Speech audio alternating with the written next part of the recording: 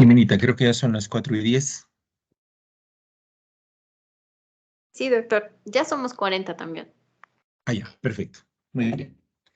Entonces, buenas tardes, jóvenes. Vamos a empezar el día de hoy hablando sobre este tema tan importante en pediatría, ¿no? Las infecciones bacterianas. Entonces, ¿me escuchas bien, Jimé? Sí, doctor. Ya, perfecto. Entonces, para tratar este tema, ah, nos vamos a proponer algunos objetivos, ¿no? Los objetivos son reconocer las infecciones bacterianas en pediatría, algunas de ellas que obviamente de repente ya no son tan frecuentes, ¿no? Porque obviamente todo esto es un capítulo muy extenso. Hay que definirlas, diferenciarlas, diagnosticarlas, reconocer algunos signos clínicos, conocer su tratamiento y las medidas preventivas. Esos serían los objetivos generales. Para lograr esos objetivos, los contenidos que vamos a resolver son: vamos a hablar brevemente de una introducción a las enfermedades infecciosas, la aparición de nuevas enfermedades infecciosas emergentes y reemergentes, las epidemias globales de las enfermedades infecciosas. Vamos a hablar un poquito de resistencia a antibióticos, sobre nueva familia de antibióticos, algunos conceptos básicos de infectología pediátrica. Hablaremos también del microbioma y la microbiota. Identificación, porque tenemos que saber cómo identificar a un paciente con una posible enfermedad infecciosa. Algunos scores útiles. Conversaremos algo sobre cómo se elige, ¿no?, en forma racional un antibiótico, y vamos a hablar sobre tres enfermedades infecciosas que probablemente no las han tocado con anterioridad, que son la difteria, tosferina, síndrome coculochoide y el tétanos neonatal o el tétanos en general. ¿Ya? Bien, vamos a empezar entonces con ello.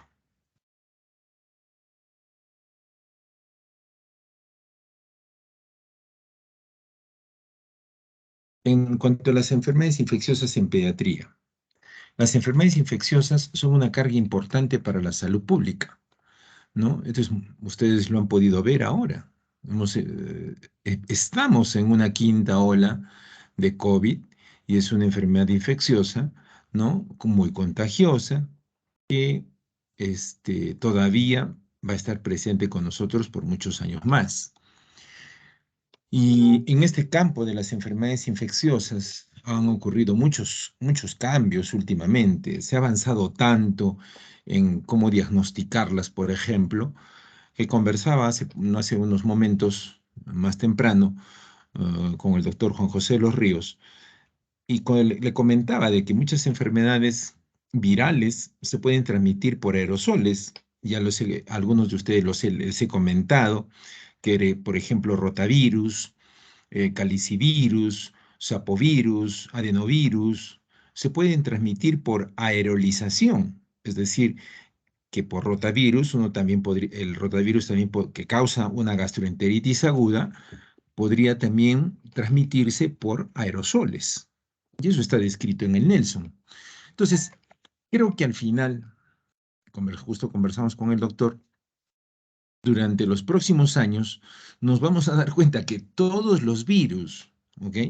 Todos los virus también se pueden transmitir por aerosoles, porque si a alguien le preguntamos ahora cómo se transmite una gastroenteritis aguda, lo más probable es que todos respondamos la vía fecal-oral o la contaminación fecal-oral o a través de los fomites contaminados con heces, ¿no? La mala higiene de manos o alimentos contaminados.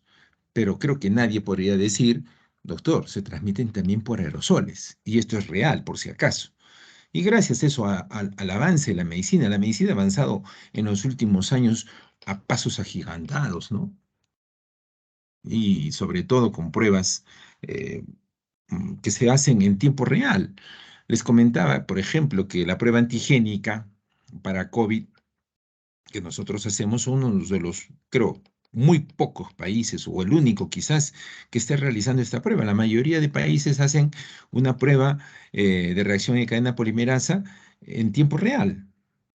Entonces, hacen una PCR, no hacen una prueba antigénica. Pues hay un gran avance, ¿no? Y en nuestro país estamos, obviamente, con un sistema de salud muy precario, ¿no?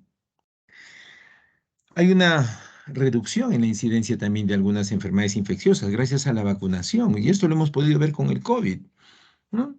Si revisamos un poco la pandemia, primera y segunda ola muy grande, tercera ola mucho menos, cuarta en la más pequeña, y eso gracias a la vacunación.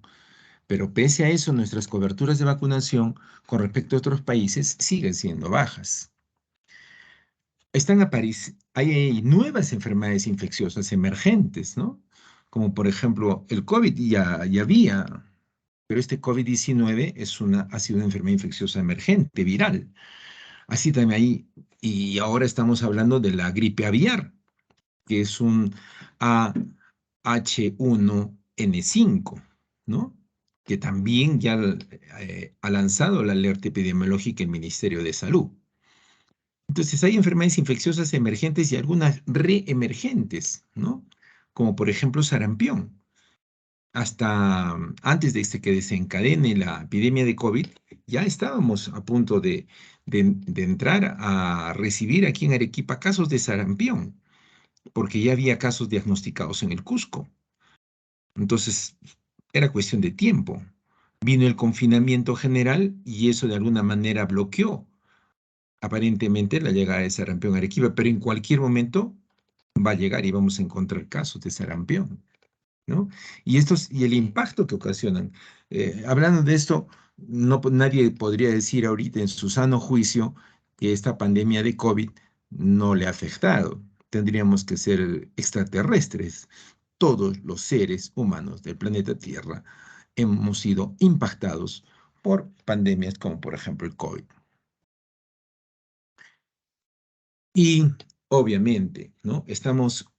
La resistencia bacteriana eh, a los antibióticos se ha incrementado, ¿no? Gracias más bien a la pandemia del COVID es que se ha dejado de recetar tanto antibiótico últimamente, tanto así que muchas empresas, antibióticos que circulaban antes, y que habían en stock en las farmacias, en la actualidad ya no lo hay, ¿no? Entonces, algunas empresas han disminuido mucho su producción de antibióticos, porque en la pandemia del COVID, recordemos que se usó la citromicina, algunos estaban usando, pero han visto después que esto no tiene ningún asidero científico para usarlo. Entonces, definitivamente, esta pandemia quizás en eso ha sido beneficioso porque se está usando cada vez menos antibióticos, aunque todavía no faltan quienes andan indicando antibióticos de forma irracional, ¿no? Y este es un problema obviamente mundial. Lo que se avecina a futuro son las nanomedicinas y probablemente la terapia génica, ¿no?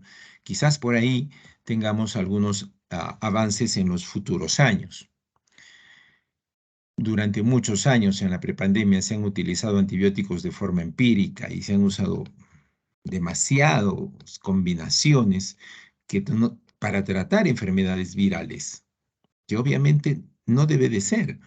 La presión del familiar, la presión del padre, el doctor, no me va a dar un antibiótico. Para eso estamos, para que nosotros enseñemos a los padres de que las enfermedades que tienen tanto los niños a nivel gastrointestinal como a nivel respiratorio, en más del 90% son de etiología viral y muy pocas son de etiología bacteriana, por lo tanto, no requieren antibióticos. Sin embargo, ¿no? No faltan profanos de la medicina, ¿no? Que siguen indicando antibióticos en forma innecesaria e irracional. Como digo, no hay nuevas familias, no han aparecido en los últimos años nuevos antibióticos. Hay infecciones en niños que tienen alguna inmunodeficiencia, ¿no es cierto? Porque puede ser primaria o puede ser una inmunodeficiencia adquirida, como los niños, por ejemplo, de padres VIH, ¿no? En ellos, quizás sí ameritaría en ellos usar antibióticos, porque están obviamente con su sistema inmunológico venido a menos. Y aclarar algo más, no existe, por si acaso, los medicamentos que van a fortalecer nuestro sistema inmunológico. La mejor forma de estimular nuestro sistema inmunológico es mediante vacunas, pero no existe ningún medicamento para ello. De hecho, la inmunoterapia con anticuerpos monoclonales, como por ejemplo el palivizumab en la profilaxis del virus sincitial respiratorio, son estudios que se están avanzando, ¿no?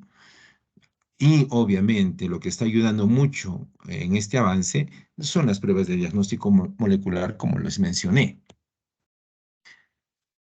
En cuanto a la aparición de estas enfermedades emergentes y reemergentes, entonces han surgido enfermedades infecciosas debido a microorganismos hasta entonces desconocidos y que plantean inicialmente dificultades diagnósticas y terapéuticas, ¿no? No hace poco hemos tenido un caso de, de viruela de mono, por ejemplo, en un paciente que en agosto ha tenido viruela de mono y hace 2 días ha llegado nuevamente al hospital con lesiones muy similares.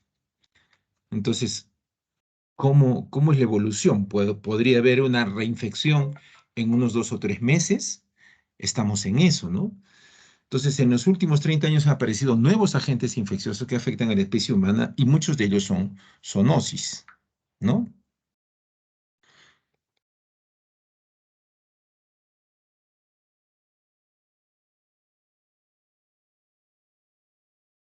Eh, También están reemergiendo enfermedades infecciosas que después de haber hecho un aparente control, como por ejemplo sarampión que les mencionaba, o erradicación, se están presentando de manera más patógena e incrementan rápidamente su incidencia y su alcance geográfico.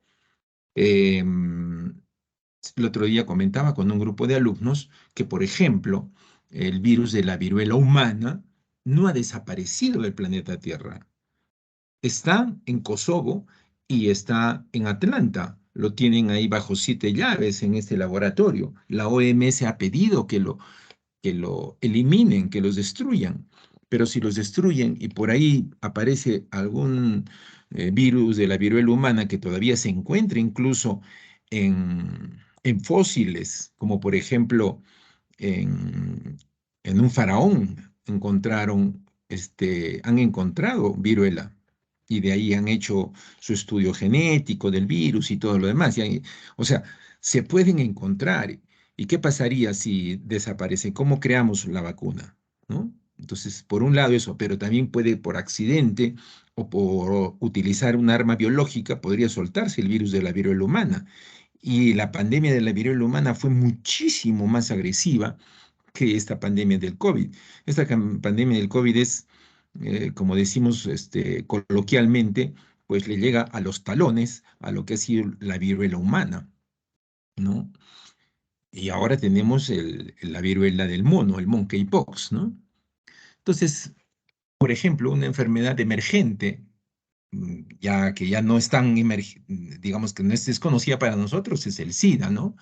Y una reemergente como la tuberculosis, porque tuberculosis, por ejemplo, cada vez está haciendo más resistencia a muchos antibióticos y se han tenido que hacer nuevos esquemas para aquellos que son multidrogoresistentes.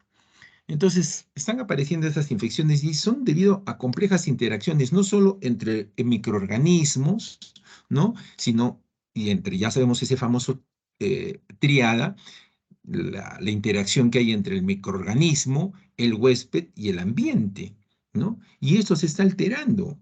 Está el calentamiento global, está la talla de árboles, la sociedad cada vez está invadiendo más la naturaleza, estamos alterando el ecosistema, ¿no?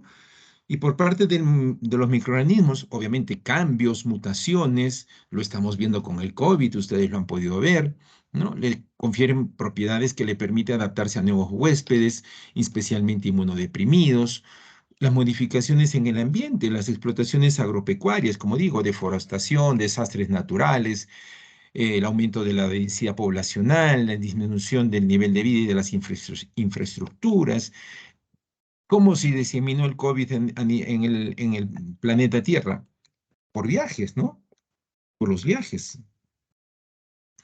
Entonces, la asistencia a guarderías, por ejemplo, ahora que estamos viendo en esta quinta ola, la mayoría de niños está siendo afectado por COVID. El último niño que acabo de ver hoy día, a la 1:30 más o menos, que hemos visto en emergencia, estábamos a la espera de su prueba, me acaban de llamar por teléfono y me dicen que ese niño, último niño que acabo de ver con el grupo que he estado, este, este niño ha salido positivo para COVID y no tenía nada de diferente con otros niños que tienen una faringitis común, ¿no? Entonces, eh, realmente los más afectados en estos momentos son los menores de 5 años, porque asisten a guarderías, porque el hermano mayor va al colegio, del colegio trae el virus a la casa, le contagia al hermano menor, o porque están yendo a los nidos y en los nidos se están quitando la mascarilla. O sea, la única forma de seguir protegiéndonos es usar la mascarilla, jóvenes. Pues todos estos factores producen cambios en los nichos ecológicos, microbianos y conducen una adaptación microbiana al huésped. Miren, aquí tenemos una lista, por ejemplo, de enfermedades infecciosas y reemergentes en pediatría, de las más frecuentes en nuestro medio, aquí en esta columna. Podemos ver las emergentes, por ejemplo, y en los años en que aparecieron, ¿no? Rotavirus, parvovirus, Cryptosporidium, Campylobacter jejuni, VIH, Helicobacter pylori, virus del herpes tipo 6, virus de la hepatitis C, Bordetella, ¿no? Y algunas reemergentes como Bordetella pertussis, ¿no? Ya conocida, Corynebacterium difteria, micobacterias ambientales, tuberculosis, estreptococopiógenes, el virus del sarampión, como les dije, que en cualquier momento vamos a tener nuevamente una epidemia por virus del sarampión. Entonces, en todo el mundo la cantidad de patógenos es muy grande, mientras que los recursos para la investigación y el desarrollo de las enfermedades son limitados. A esto la OMS le ha puesto el I+D, ¿no? Entonces, en este plan de I+D, la OMS está tratando de centrar sus esfuerzos para que se dé una prioridad a una lista de enfermedades y patógenos, ¿no? En contextos de emergencia de salud pública. Entonces, una herramienta de la OMS distingue qué enfermedades representan el mayor riesgo para la salud pública debido a su potencial epidémico y o si no hay contramedidas o son insuficientes. En la actualidad, las enfermedades prioritarias para OMS son COVID-19, fiebre hemorrágica de Crimea o Congo, enfermedad de virus del ébola, fiebre de Lassa, síndrome respiratorio del Oriente Medio, el MERS-CoV, y el síndrome respiratorio agudo severo, el SARS, el Nipah y las enfermedades enipavirales, la fiebre del Valle Rift, el Zika y la enfermedad X. Esta enfermedad X, ¿no? Representa el conocimiento, ¿no? De que por ahí puede existir una epidemia internacional grave y que podría ser causada por un patógeno actualmente desconocido, ¿no? Y que podría causar enfermedad humana. Y este plan I+D lo que busca es explícitamente permitir, ¿no? Prepararnos ya para cómo enfrentar estas epidemias, ¿no? Entonces, por eso le ponen la enfermedad X, una enfermedad desconocida, ¿no? Que podría en este momento, en cualquier lugar del planeta Tierra, estar empezando. Si revisan la página de la OMS de hace unos meses atrás, o este es del año pasado, están ahí las enfermedades y esta es la que está actualizada, que viene a ser la misma, ¿no? Para la OMS las enfermedades prioritarias, ¿no? El ébola, Lassa, fiebre hemorrágica Crimea del Congo, el síndrome respiratorio del Oriente Medio, el MERS-CoV, la infección por el virus Nipah, ¿no? Que tiene mucho que ver con los murciélagos, la fiebre del Valle Rift, la enfermedad del virus Zika, y ya está incluido aquí el COVID-19, ¿no? Faltaría incluir aquí la viruela del mono, ¿no? Entonces, si ustedes revisan la página actual de la OMS, hay noticias sobre brotes de enfermedades y miren, este es reciente, estamos hablando de septiembre, de hace un par de meses atrás del presente año. Poliovirus, ¿no? O sea, polio, circulantes de tipo 2 de origen vacunal en Argelia. Del 27 de junio de este año, viruela símica, que ya ha sido una una epidemia global, ¿no? El 17 de junio del 22, viruela símica, región africana, ¿no? Y así vamos retrocediendo, ¿no? La viruela del mono, ¿no? Que se empezó a expandir, ¿no? Y, por ejemplo, en abril de este año tenemos la encefalitis japonesa en Australia, ¿no? Poliovirus circulantes de origen vacunal de tipo 3, ya esto fue en Europa. La fiebre amarilla en Kenia, ¿no? Y en marzo, infecciones por Shigella sonei. Y así continúa la lista, ¿no? Entonces, obviamente, la OMS está monitorizando esto y cada vez esto se está empeorando. La OMS dice en su página, determinará cuáles son los patógenos capaces de causar futuros brotes y pandemias. Y esta es publicación, miren, del 21 de noviembre, o sea, de hace pocos días, ¿no? Ah, ha puesto entonces en marcha este proyecto científico a escala mundial para poner al día la lista de los patógenos prioritarios, ¿no? Y el objetivo es servir de referencia para la inversión, ¿no? Entonces, a este proyecto le llaman la investigación I+D, que es I de investigación y D de desarrollo en todo el mundo, en particular en materia de vacunas, pruebas de detección y tratamientos, ¿no? Entonces, el 18 de noviembre del presente año, la OMS se reunió a científicos, ¿no? Para examinar y ver 25 familias de virus y bacterias, así como sobre la denominada enfermedad X que figura en la lista para referirse a un patógeno desconocido, ¿no? Los expertos recomendaron una lista de patógenos prioritarios para lo que se requiere más investigación e inversión, ¿no? Entonces, y así, ¿no? Y esta lista se publicó por primera vez en el 2017, ¿no? Pero ya hace un momento se las he mostrado, ¿no? La lista actual incluye COVID-19, hemorrágica Crimea de Congo, ébola, enfermedad de virus de Marburgo, fiebre de Lassa, síndrome del MERS, síndrome del SARS, enfermedad del virus Nipah, infecciones en virus, fiebre del Valle Rift, el Zika y la citada enfermedad X. Pues bien, a nivel Perú, ¿qué cosa hay? Nuevos linajes, ¿no? Nuevos linajes y el Instituto Nacional de Salud de Perú, ¿no? Está detectando nuevos linajes, ¿no? Y esos nuevos linajes están apareciendo en diferentes partes, ¿no? Y ahí tenemos aquí, no vamos a entrar en detalle, pero miren, son una gran cantidad que se están encontrando en los diferentes departamentos de nuestro país, obviamente, y seguirán apareciendo si vamos a seguir dejando de usar la mascarilla, sobre todo en lugares contaminados. Hace poco, con algunos alumnos, visitábamos el hospital y les hice una pregunta. Ahorita, por ejemplo, en lo que se respecta a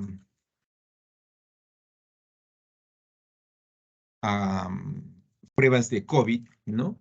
Se están detectando pruebas antigénicas en el hospital, están haciéndose las pruebas a algunos pacientes que vienen.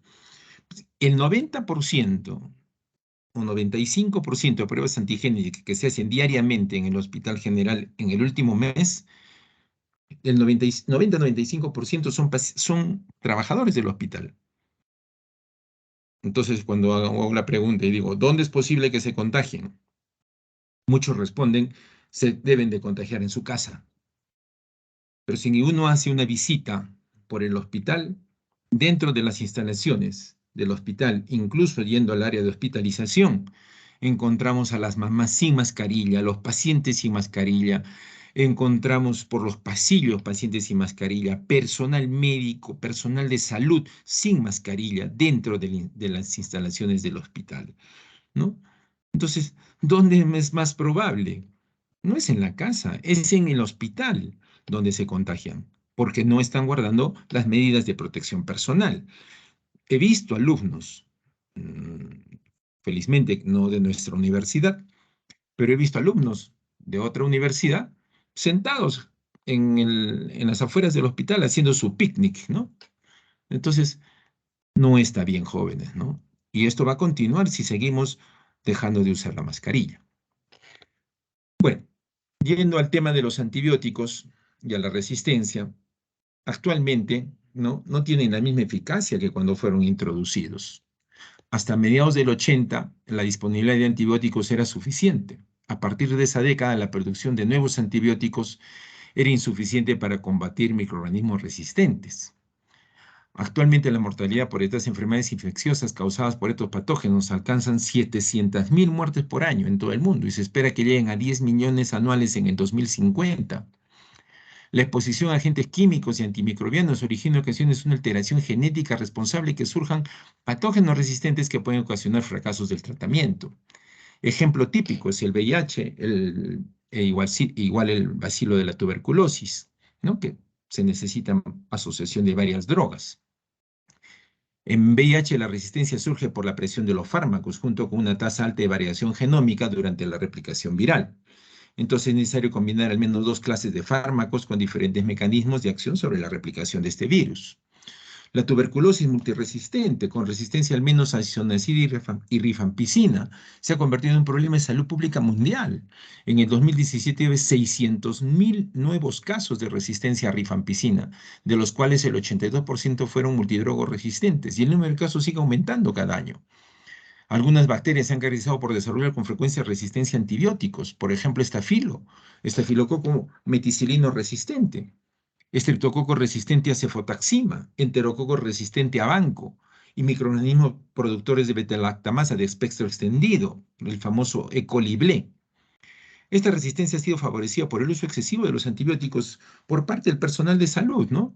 Y también en las granjas, en los animales, especialmente aquellos que se utilizan para la producción de alimentos.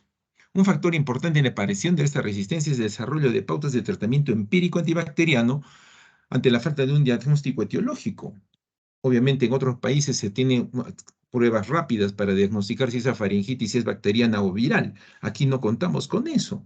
Tenemos que valernos mucho de la clínica, de la intuición, de la experiencia, ¿no?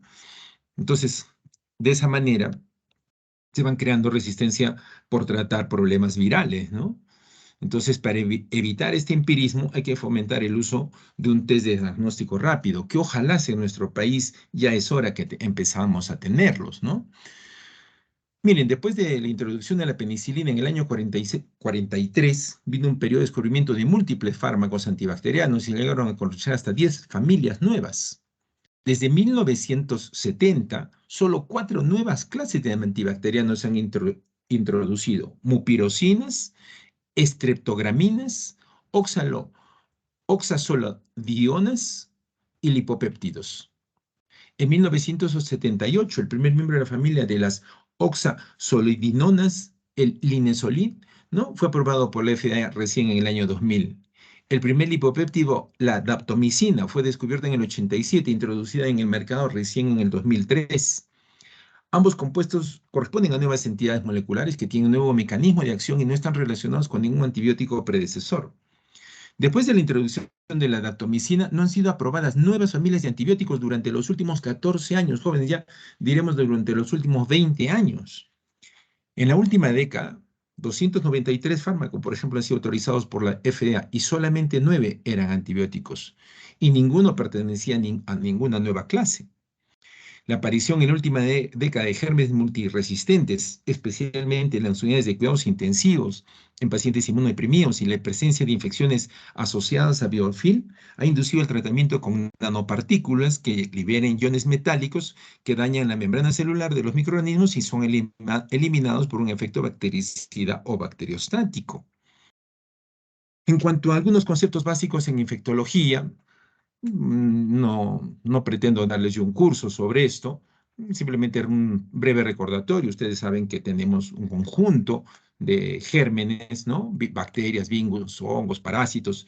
Sabemos que las enfermedades infecciosas son causadas por gérmenes microscópicos, ¿no? Bacterias o virus, algunas infecciones, pero no todas se propagan directamente de una persona a otra, ¿no? Entonces, a eso se le llama que son contagiosas, ¿no? Comentarles cuántas partículas necesito para infectarme de COVID, entre 3.000 a 5.000 partículas. ¿Cuántas partículas necesito para contagiarme de un adenovirus? Solo 10. Algunas infecciones se propagan a través de insectos o de vectores, ¿no? Ejemplo, la enfermedad de Lyme por la picadura de la garrapata infectada, ¿no? Enfermedades contagiosas, lo que hemos visto, la gripe, los resfriados, las faringitis por estreptococos, ¿no? Ya sabemos cómo se contagia a través de los aerosoles, cuando hablamos, tosemos simple, o no usamos la mascarilla, o el contacto físico directo, como besar o tocar a una persona que ha tenido la infección, como por ejemplo la viruela del mono. O cuando un microbio infeccioso viaja a través del aire después de que una persona ha tosido o estornudado cerca. Ya lo hemos visto y lo hemos vivido nosotros. Entonces puede ser de persona a persona, gripe, ¿no? Ahí tenemos el COVID, ¿no? Ingestión de agua o alimentos contaminados, salmonela, hepatitis A, tenemos salmonela, picaduras de insectos, ¿no? Paludismo, mordedura de animales, ejemplo, rabias. Existe actualmente rabia canina en Arequipa.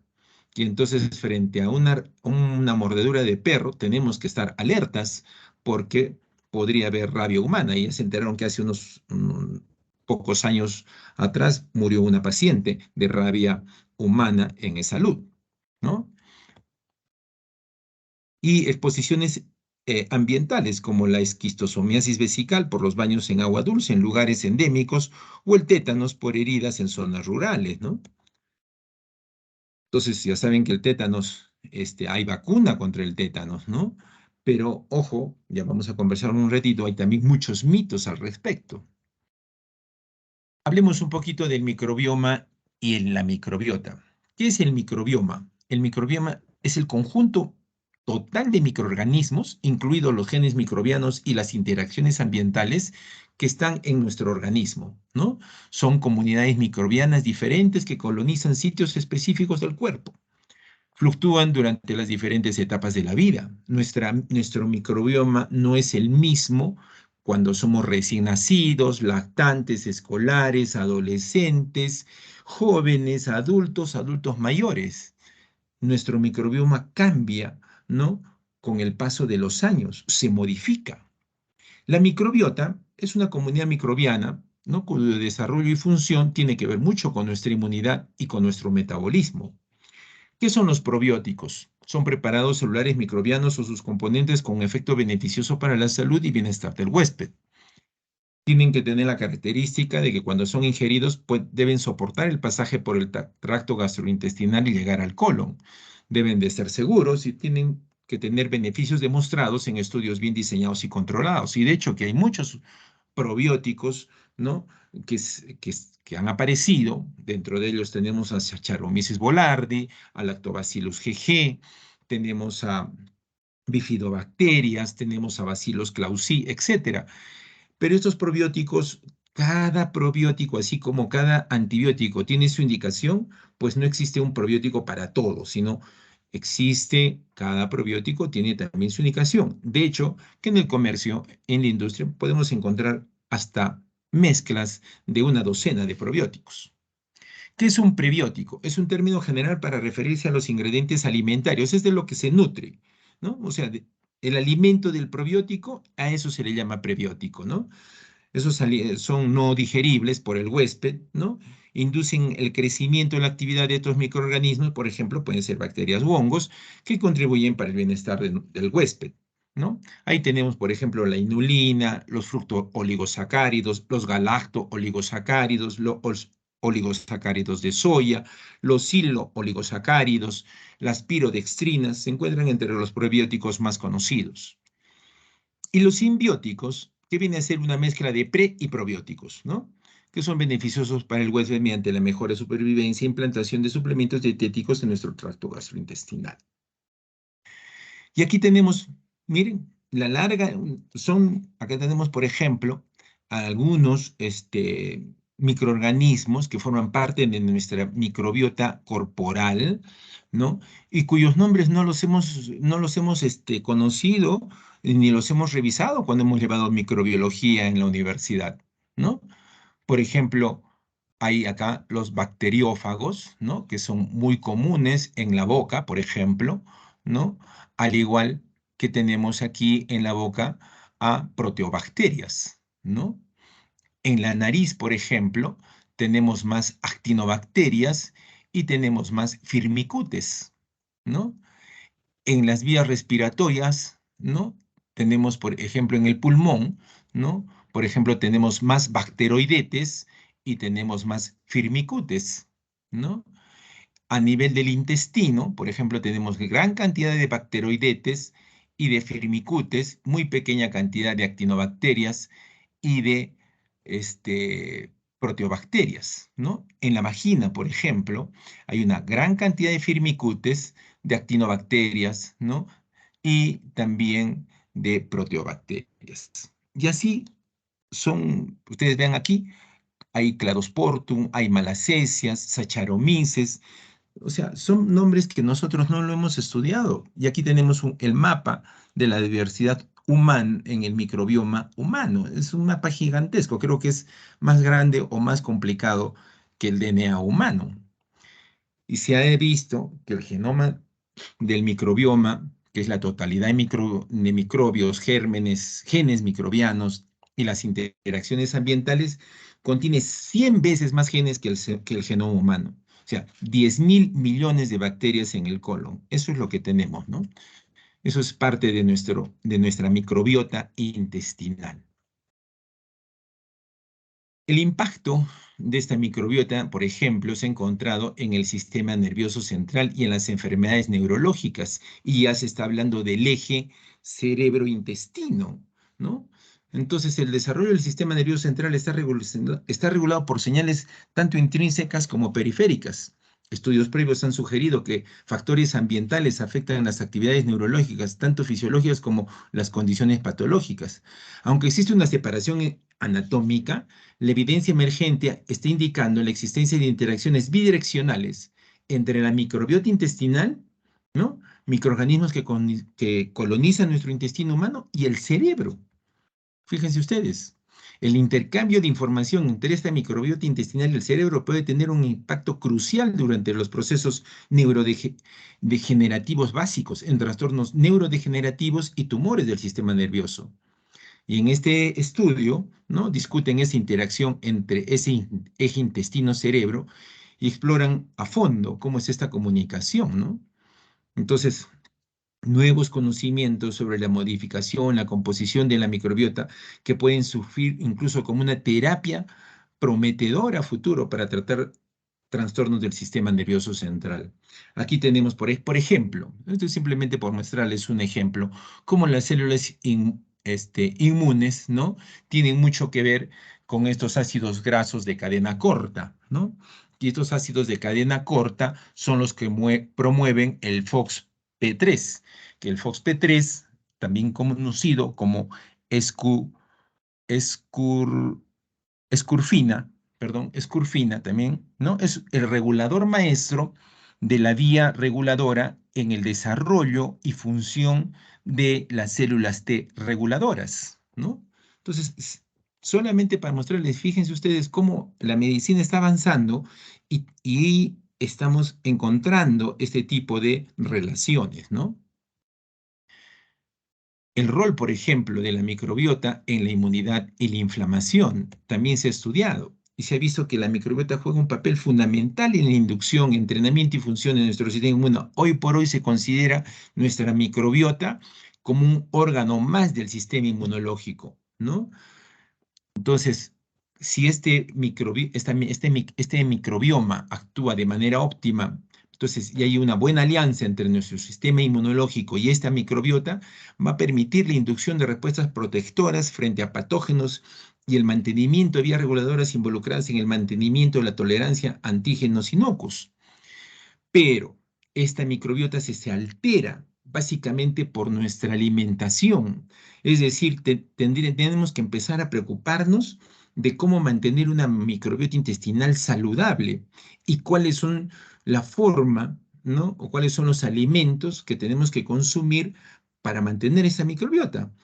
Lamentablemente, con esta expansión del comercio en los grandes moles y la comida chatarra, esto obviamente está alterando muchísimo nuestra microbiota, ¿no? El uso excesivo también de los antibióticos, como digo, los cambios en la dieta que estamos comiendo y la eliminación de socios constitutivos como los nematodes ha seleccionado pues una microbiota que carece de una capacidad de recuperación y diversidad necesarias para establecer respuestas inmunitarias equilibradas. Todo esto influye, jóvenes. Este fenómeno se propone para explicar parte del dramático aumento de la autoinmunidad y trastornos inflamatorios en partes del mundo donde nuestra relación simbiótica con la microbiota ha sido lo más afectado.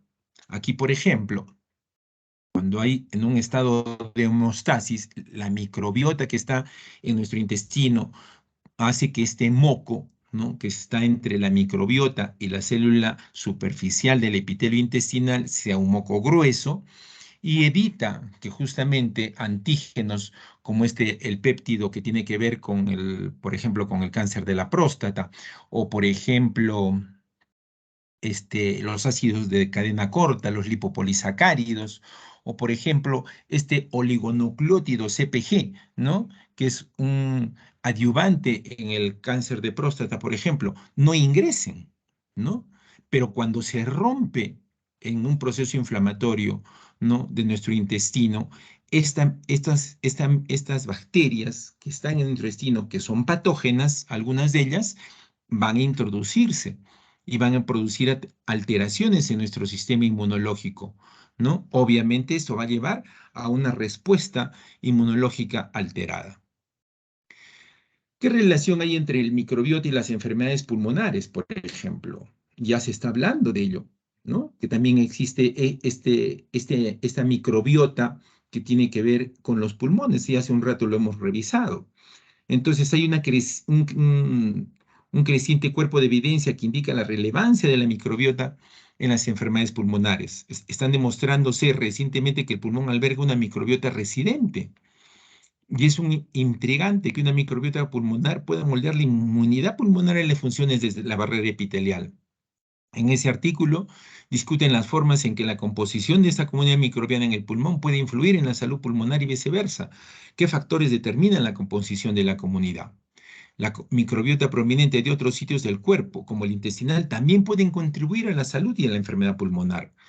Sin embargo, es difícil todavía discriminar entre las influencias de la microbiota pulmonar y la intestinal debido a la reciprocidad sistémica en ambas comunidades.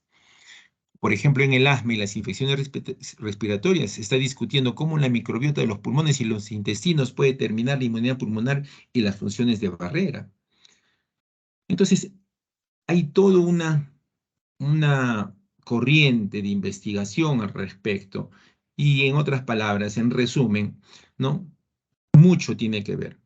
Ya no solamente es el huésped, es el germen y el ambiente, sino ahora también tiene que ver la microbiota, ¿no? Por ejemplo, lipoproteínas de los neumococos, ¿no?, están involucradas muchas veces en cómo pueden evadir la respuesta inmune y cómo pueden ser más virulentos, ¿no?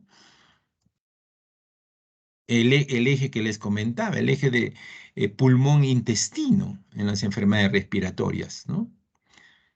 En cuanto a prevención y tratamiento de las infecciones bacterianas y virales, ¿no? Entonces, las enfermedades infecciosas pueden prevenirse de diferentes formas. Básicamente, higiene de manos, ¿no? La higiene en general, la higiene ambiental, el saneamiento básico, ¿no? Esa es la forma de prevenir. El saneamiento del agua, las vacunas. Pregunta de examen, por si acaso. ¿Cuáles son las tres formas, ¿no?, por ejemplo, no farmacológicos de protegernos del COVID-19, ¿no? Entonces son la higiene de manos, principalmente, el uso de la mascarilla, mucho más principalmente, y el distanciamiento social, el distanciamiento de las personas. Esas son las tres formas de evitar, por ejemplo, una enfermedad viral como el COVID, ¿no? Y obviamente la vacuna, ¿no? Muchas enfermedades infecciosas son prevenibles mediante vacunas: sarampión, rubiola, difteria, diversas formas de meningitis, tétanos. La morbilidad y la mortalidad infantil se ha modificado, ¿no?, gracias a las vacunas, ¿no? Ya no vemos casos de neumonías mortales como veíamos cuando yo estaba haciendo el internado, por ejemplo, ¿no? Y existen obviamente tratamientos muy eficaces contra enfermedades infecciosas con determinados antibióticos, pero solo su uso racional de estos productos va a generar la generación de no resistencias, ¿no? Aquí les dejo algunas direcciones que podrían ustedes entrar para revisar un poco si desean divertirse en cuanto a los que son los virus, las bacterias, hongos, parásitos, ¿no? Esto, por ejemplo, para mostrarles simplemente, ¿no?, el árbol filogenético del dominio bacteria, que obviamente Esto no es lo que yo aprendí cuando estaba en el aulas universitarias. ¿Cómo ha cambiado bastante? ¿No? Y miren, este es el árbol filogenético del dominio arquea. De allí que ya no vamos a decir, por eso ya no decimos ya la flora intestinal, porque no tiene nada que ver el reino florista con las bacterias, con los firmicutes, con las proteobacterias, con las fusobacterias, no tiene nada que ver. Entonces ya no se habla de la flora intestinal, ahora hablamos de la microbiota intestinal, de la microbiota pulmonar, ¿no? De la microbiota vaginal, etcétera. ¿Cómo vamos a poder identificar un paciente con posible enfermedad infecciosa? Obviamente la fiebre es un buen indicador, pero esta fiebre, ¿no? Tiene que ser, este, mm, ah, tenemos que nosotros dejar de lado la fiebrefobia, ¿no? La fiebre no es dañina para nuestro cuerpo. Si ustedes revisan el Tratado de Pediatría de la Academia Americana, en cuanto a fiebre se refiere, y el Tratado de Nelson, en cuanto a fiebre, ahí se especifica que la fiebre entre 38 y 39 grados es benéfica para el desarrollo del sistema inmunológico. Favorece a los linfocitos T, favorece a los anticuerpos, es favorable para los macrófagos. Muchos virus se lentifican a esos grados de temperatura, las bacterias se hacen más susceptibles. Entonces, la fiebre nos está diciendo que el paciente probablemente esté cursando con un cuadro infeccioso y probablemente sea viral, ¿correcto? Pero no es razón para combatirla. Simplemente la fiebre hay que controlarla. Más allá de los 39 grados, probablemente ya su efecto es deleterio. Lo que sí se ha visto es que en la hiperpirexia, o sea, encima de los 31 grados, 41 grados, perdón, encima de los 41 grados, ahí sí el efecto es deleterio para el sistema inmune. Entonces, pero entre los 38 y 39, la fiebre más bien es benéfica para el cuerpo humano. Es un proceso, es un mecanismo de defensa de nuestro organismo. Ahora, ¿en quiénes es peligrosa la fiebre? Obviamente en los niños en los niños menores, ¿no? Entre los 3 meses y los 3 años, ¿no? Ellos son los que generalmente tienen mayor probabilidad de presentar procesos febriles porque su sistema inmunológico todavía está en proceso de desarrollo y probablemente el sistema inmunológico termine su desarrollo alrededor de los 5 años. Por eso es que en los primeros 5 años los niños se enferman más frecuentemente, entre 3 a 5 episodios respiratorios por año e igual número de procesos gastrointestinales por año. La mayor parte de estos procesos son autolimitados, incluyendo muchas gastroenteritis agudas bacterianas, se autolimitan y no necesitan antibióticos, ¿no?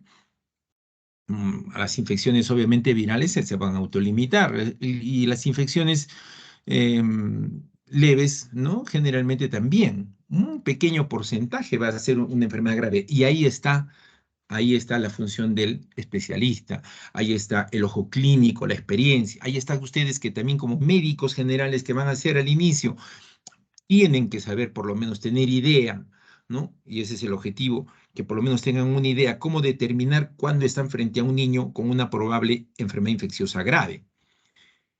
Entonces, ¿cuáles son las enfermedades infecciosas graves en pediatría, ¿no?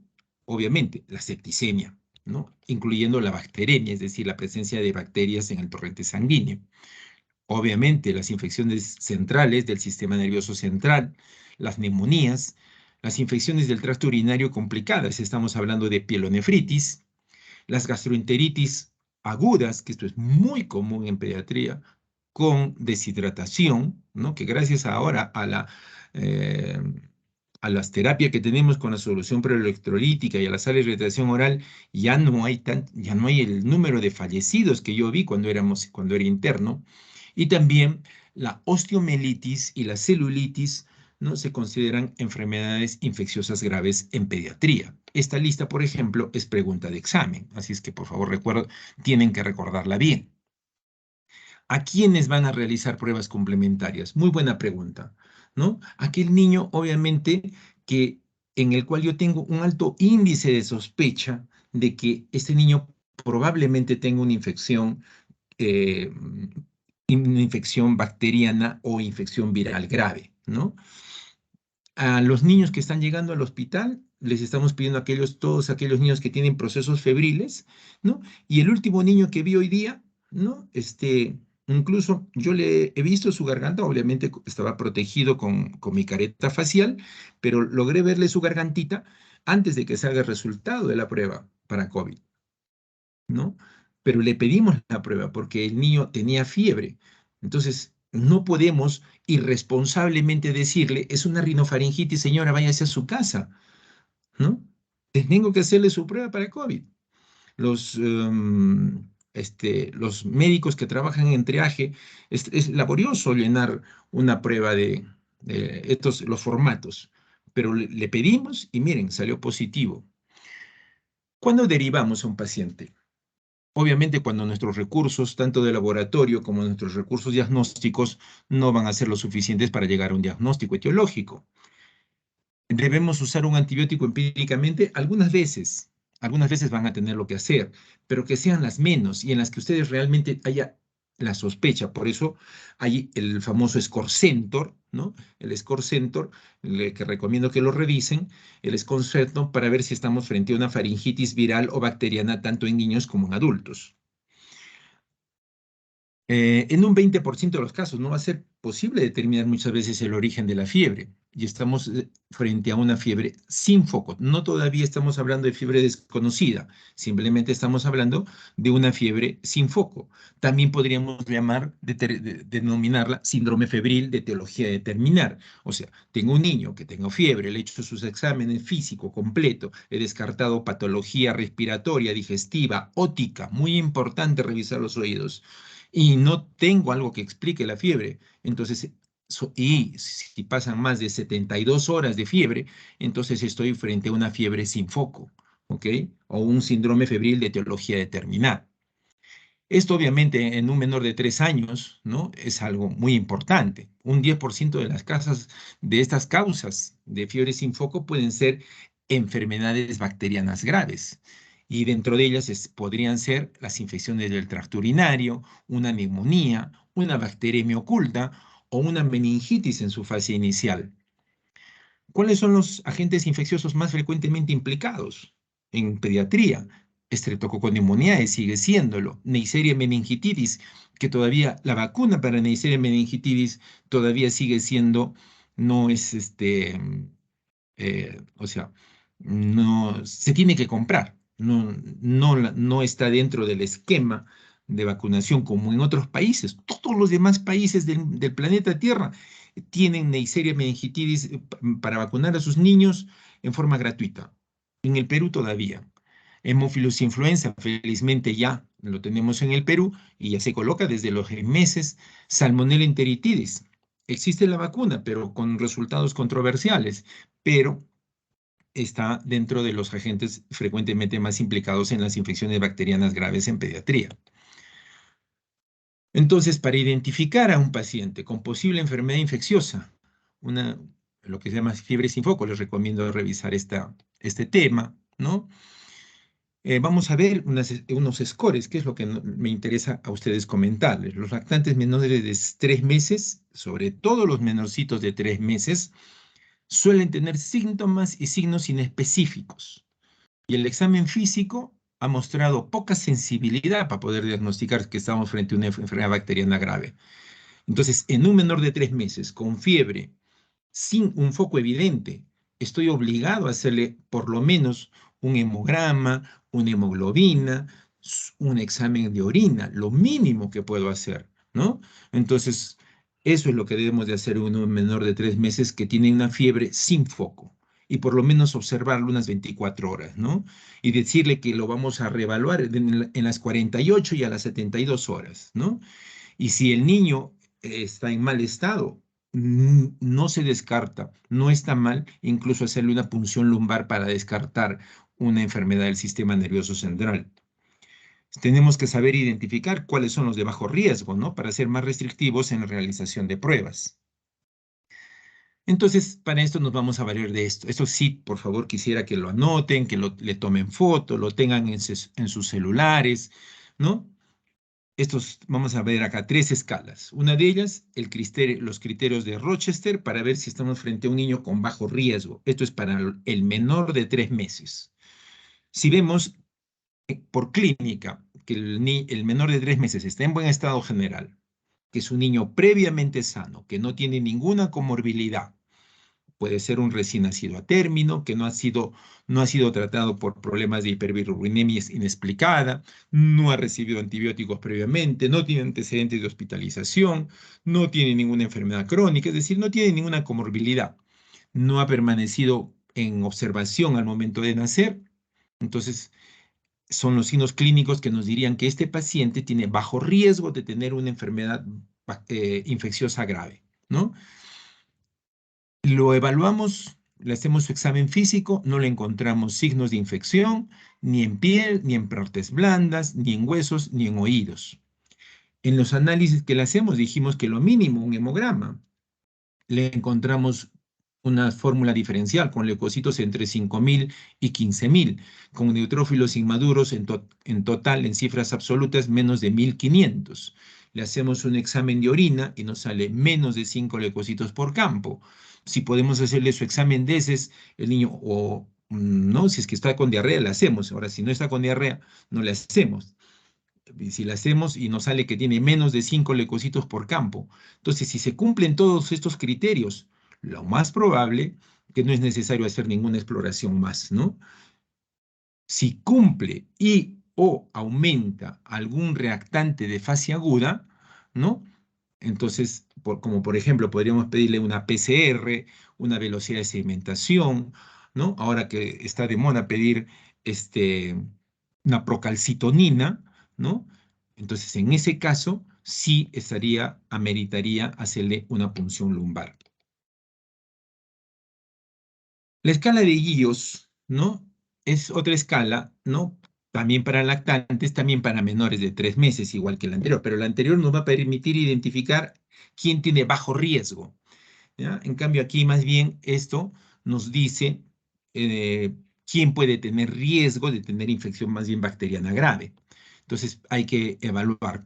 Vemos tres aspectos: actitud, estado o esfuerzo respiratorio y perfusión periférica. Si el niño sonríe o no está irritable, tendrá un punto. Si está irritable pero consolable, 3. Si está irritable pero no consolable, 5. ¿Cómo está su estado, cómo está su modo respiratorio? Si no hay deficiencia respiratoria y está vigoroso, tendrá un punto. Si tiene taquismia o retracciones o ronquidos, tendrá 3. Si tiene apnea o insuficiencia respiratoria, ¿no? Una dificultad respiratoria marcada, tendrá 5. Vemos cómo está el IN capilar, ¿no? Cómo están las extremidades, ¿no? Si está la temperatura normal, si tiene algo de extremidades frías o moteadas, tendrá 3 puntos. Si el niño está pálido y luce chocado, 5 puntos. Entonces, si tiene puntuación más de 7, se considera que existe un riesgo de enfermedad bacteriana grave, con una sensibilidad del 76%, fíjense, y una especificidad del 75%, y un valor predictivo negativo para detectar enfermedad bacteriana grave del 96%. O sea, esta escala sí nos sirve para evaluar a un niño menor de 3 meses. Esta es la escala de Yale para los niños de 3 a 36 meses. Igual, ¿no? Tómenle su foto, grábenla, ténganla allí. Hay varios puntos. Voy a pasar un poco rápido para poder avanzar, ¿no? Si la puntuación aquí sale debajo de 10, entonces bajo riesgo para enfermedad bacteriana potencialmente grave. Si la puntuación sale entre 11 a 15, riesgo medio. Si la puntuación es más de 16, es para un alto riesgo de una enfermedad bacteriana potencialmente grave. Miren, tiene una sensibilidad del 92%. Entonces, es también es de valor, ¿no? Ojo, esta escala tiene algún inconveniente, pues una puntuación normal no excluye la presencia de una bacteriemia oculta, pero una escala con una puntuación alta sí lo predice. Existe también la famosa escala NICE o del semáforo. Esto es para niños menores de 5 años, ¿no? Y también evalúa color, actividad, función respiratoria, circulación, ¿no? y tiene el criterio de riesgo bajo, riesgo intermedio, riesgo elevado, ¿no? Entonces, esto se puede aplicar y se debe de aplicar en la práctica, ¿no? Esta escala del semáforo también, ¿no? Como digo, para los menores de 5 años, también considera cómo está un examen de orina, cómo está un hemogramita y cómo está una radiografía, ¿no? Entonces hay que evaluar eso. Y como ven aquí, ¿no? Los reactantes de fase aguda, su proteína C reactiva, su procalcitonina, que se asocia mucho con infecciones bacterianas, si es necesario una punción lumbar, ¿no? Y siempre el control de la temperatura cada 6 horas en hoja aparte, que eso es lo que se debe hacer cuando el paciente está hospitalizado. Vamos a ver cuál es el valor diagnóstico de algunas pruebas de laboratorio en la valoración de un niño con probable enfermedad infecciosa. Entonces, el patrón de oro para el diagnóstico de enfermedades infecciosas es obviamente demostrar el microorganismo causante, es decir, el cultivo, ¿no?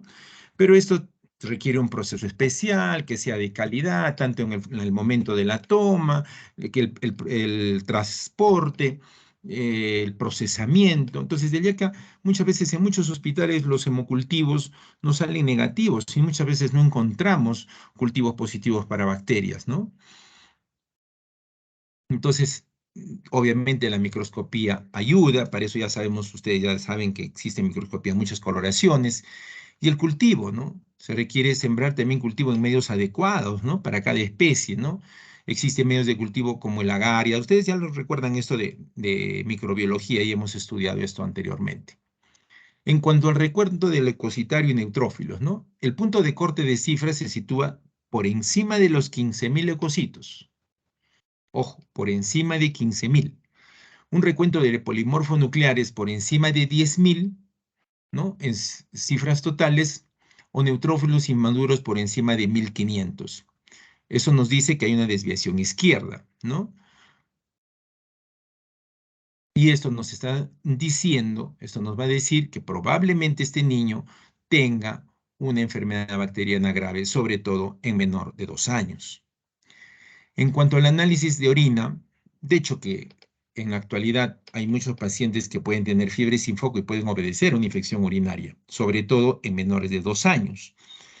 Pero ojo, tenemos que también ver en qué contexto estamos. Les contaré brevemente, un bebé de 6 meses que llega a emergencia en el mes de diciembre, ¿no? Y el colega que le evalúa no encuentra foco y le pide un examen de orina. Pero ¿qué momento epidemiológico estamos viviendo? Estamos viviendo una pandemia mundial de COVID. Lo primero que debe de hacer es pedirle su prueba para COVID y ver si no tenía COVID. Y eso podría explicar la fiebre. Primero, no lo hizo. Cuando le pedimos la prueba salió positivo. Entonces, en vano estábamos esperando un examen de orina cuando ese paciente era un COVID positivo y la fiebre explicaba el, el COVID. Entonces, también tenemos que tener en cuenta en qué momento epidemiológico vivimos para hacer un diagnóstico. En la prepandemia, claro, todo niño, fiebre sin foco, habría que pensar en hito, pero ya estamos en otra época, ¿no? Entonces, siempre hay que tener también en cuenta en qué momento epidemiológico estamos. Si encontramos, obviamente, en el examen de orina más de 10 leucocitos por campo, simplemente nos está dando un índice de sospecha, no nos está diagnosticando. Ojo, el examen de orina nos da un índice de sospecha. El gol estándar para diagnosticar infección urinaria es el urocultivo, ¿ok? En un examen completo de orina se pueden evaluar la presencia de nitritos. Si ustedes encuentran nitritos en un examen de orina, hay una alta posibilidad del 96% de que este paciente esté cursando con infección urinaria, porque los nitritos es un producto de degradación de las bacterias y esto no se debe de encontrar en un examen de orina, por más que tengan ausencia de leucocituria. Entonces, el nitrito, eso es un indicativo muy, muy específico para infección urinaria, ¿no? Y en esos casos muchas veces hay que iniciar con un antibiótico, pero previa toma de muestra para cultivo, de ser posible. Cuando ustedes estén en su serums, probablemente no puedan hacerlo y tengan que iniciar un tratamiento empírico, ¿no? La PCR, la famosa proteína C reactiva, tiene un valor diagnóstico superior al recuento leucocitario, pero su utilidad se limita porque puede tardar en elevarse recién a partir de las 6 o 12 horas del proceso infeccioso. Entonces, una PCR hay que esperar por lo menos 12 horas o 24 horas para tomarla. En los niveles inferiores, por debajo de 30 son tranquilizadores, pero por encima de 30 nos están sugiriendo una infección bacteriana. La procalcitonina, obviamente, ya ahora con la época del COVID nos ha demostrado mucho que se eleva frente a una infección bacteriana en forma precoz, y esto en las primeras 3 o 4 horas ya. Aunque los puntos de corte pueden variar, los más utilizados son por debajo de 0,5 se considera que no es una infección bacteriana, una patología banal. Entre 0,5 y 2 podríamos decir que es una infección localizada. Por encima de 2 estamos frente a una enfermedad bacteriana grave. Otras técnicas, ¿no? Por ejemplo, que no están a nuestro alcance, ¿no? Técnicas de espectrometría de masas, ¿no? Obviamente todavía no los tenemos, ¿no? Métodos de detección de componentes estructurales o metabolitos microbianos, tampoco los tenemos. La famosa reacción de cadena polimerasa que les digo, todos los países están haciendo reacción de cadena polimerasa para COVID. Nosotros somos los únicos que seguimos con la antigénica. O sea que cuántos de los pacientes que nos salen negativos, cuántos realmente serán positivos, no lo sabemos, ¿no? Y lo hacen en tiempo real. Otros métodos son técnicas ya de inmunofluorescencia, ELISA, ¿no? Inmunocromatografía, aglutinación de látex, por ejemplo, para rotavirus. Y la serología, ¿no? Ya hemos visto ahora que, por ejemplo, si quisiéramos saber si en el pasado hemos tenido COVID, nos hacemos una IgM o una IgG. Si es una IgM, será una infección reciente, y si tenemos una IgG positiva, nos está diciendo que en los meses 3, 4, 5, 6 meses antes ya hemos estado en contacto con el COVID, ¿no? Entonces, en ocasiones, el tipo de enfermedad, el momento evolutivo, es lo que nos va a decir qué prueba vamos a solicitar, ¿no? Por ejemplo, en el caso de la tosferina, ¿no? El cultivo debe ser en la primera fase, seguido de una PCR y finalmente de una serología, destacando que la PCR es el método más eficiente para el diagnóstico, es decir, la reacción de cadena polimerasa. Para reflexionar, consumo de antibióticos en pediatría en atención primaria antes y durante la pandemia del COVID. Ha disminuido notablemente el uso de antimicrobianos en pediatría, notablemente. Los antibióticos para tratar infecciones respiratorias en niños, ¿no? En atención primaria, ¿no? Este estudio, por ejemplo, tuvo un objetivo de evaluar si la presencia de bacterias o virus en las vías respiratorias en los niños que presentan una infección del tracto respiratorio no complicada predice el beneficio de los antibióticos. No hubo pruebas claras de que los antibióticos mejoraron los resultados clínicos condicionados a la presencia o concentración de bacterias o virus en las vías respiratorias superiores. Antes de implementar pruebas microbiológicas en el punto de atención para niños con una infección del tracto respiratorio, sin complicaciones en la atención primaria, se necesitan ensayos de validación rigurosos. O sea, la mayoría de infecciones siguen siendo virales, jóvenes. ¿Cómo elegir un tratamiento antibiótico adecuado?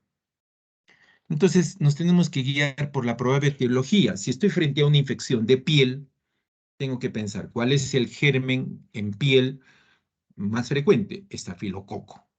Si veo en garganta cuál es el germen más frecuente, no voy a pensar en estafilococo, voy a pensar en estreptococo, ¿no? Entonces, pensando en la etiología es lo que me va a decir qué antibiótico usar. Voy a ponerles un ejemplo. Cuando yo era alumno, conversaba con un compañero saliendo de clases, le digo, oye, ¿cómo elijo el antibiótico? ¿Qué antibiótico voy a usar? Me dijo, a ver, Johnny, me dice, tú tienes una infección de piel. Y en la infección de piel, esta infección de piel, tú ves costras mielicéricas. ¿En qué germen sospecharías? Ah, le dije, estreptococo. Muy bien. Y si en lugar de encontrar costras mielicéricas en una infección de piel, me dice, Johnny, tú encuentras, por ejemplo, mm, microvesículas secretoras o una secreción a lo que llamamos cerosa, purulenta, ¿en qué sospecharías? Ah, le digo, probablemente sea estafilococo, ¿no? Produce ese tipo de lesiones. Muy bien. Entonces, el primer caso sería un impétigo estreptocócico y el segundo un impétigo estafilocócico. Entonces, para el el impétigo estreptocócico para el estreptococo. ¿Cuál es el antibiótico de elección? Ah, le digo, la penicilina. Muy bien, Johnny. Y en el segundo caso, en el impétigo estafilocócico, ¿cuál es el tratamiento, el antibiótico de elección? Ah, le digo, tiene que ser un antibiótico resistente a penicilinasas, o sea, un antiestafilocócico. Ajá, me dijo. ¿Y en cuál es el que viene a tu mente? A ver, dicloxacilina, por ejemplo. Le digo, muy bien. Entonces, ese es el razonamiento que se tiene que seguir para que ustedes digan qué antibiótico van a usar en base a la etiología probable, ¿no?, de la infección que ustedes están evaluando. Ya les he contado un caso de piel, por ejemplo, ¿no? Y también es importante, obviamente, conocer, ¿no?, el patrón local, ¿no? Es decir, tenemos que tener un mapa microbiológico que no existe en Arequipa. Alguien podría utilizarlo como tema de tesis. También utilizar un espectro que el antibiótico que voy a usar sea del espectro necesario para esa probable etiología, ¿no? No voy a utilizar, por ejemplo, clindamicina, que me cubre, obviamente, estafilococo, ¿no? Pero para una infección de piel, porque la clindamicina también me cubre anaerobios, ¿no? Salvo que tenga una infección, por ejemplo, odontológica. Entonces, ahí el caso es diferente, porque en odontología tenemos muchos anaerobios, ¿sí? Y también podría entrar algo de estafilococo. Ahí sí, por ejemplo, valdría la pena utilizar clindamicina, ¿no? Entonces hay que tener en cuenta eso y la gravedad del cuadro. También tienen que tener ustedes en cuenta la absorción, es decir, por qué vía se absorbe mejor, ¿no? Si va a llegar o no va a llegar al foco de infección. Ejemplo, por ejemplo, si yo voy a utilizar un medicamento, un antibiótico que llegue a vías urinarias, ¿no? Tengo que utilizar un antibiótico que, por ejemplo, que se elimine perfectamente por vías urinarias y que no sufra mucha modificación al circular por todo el microorganismo.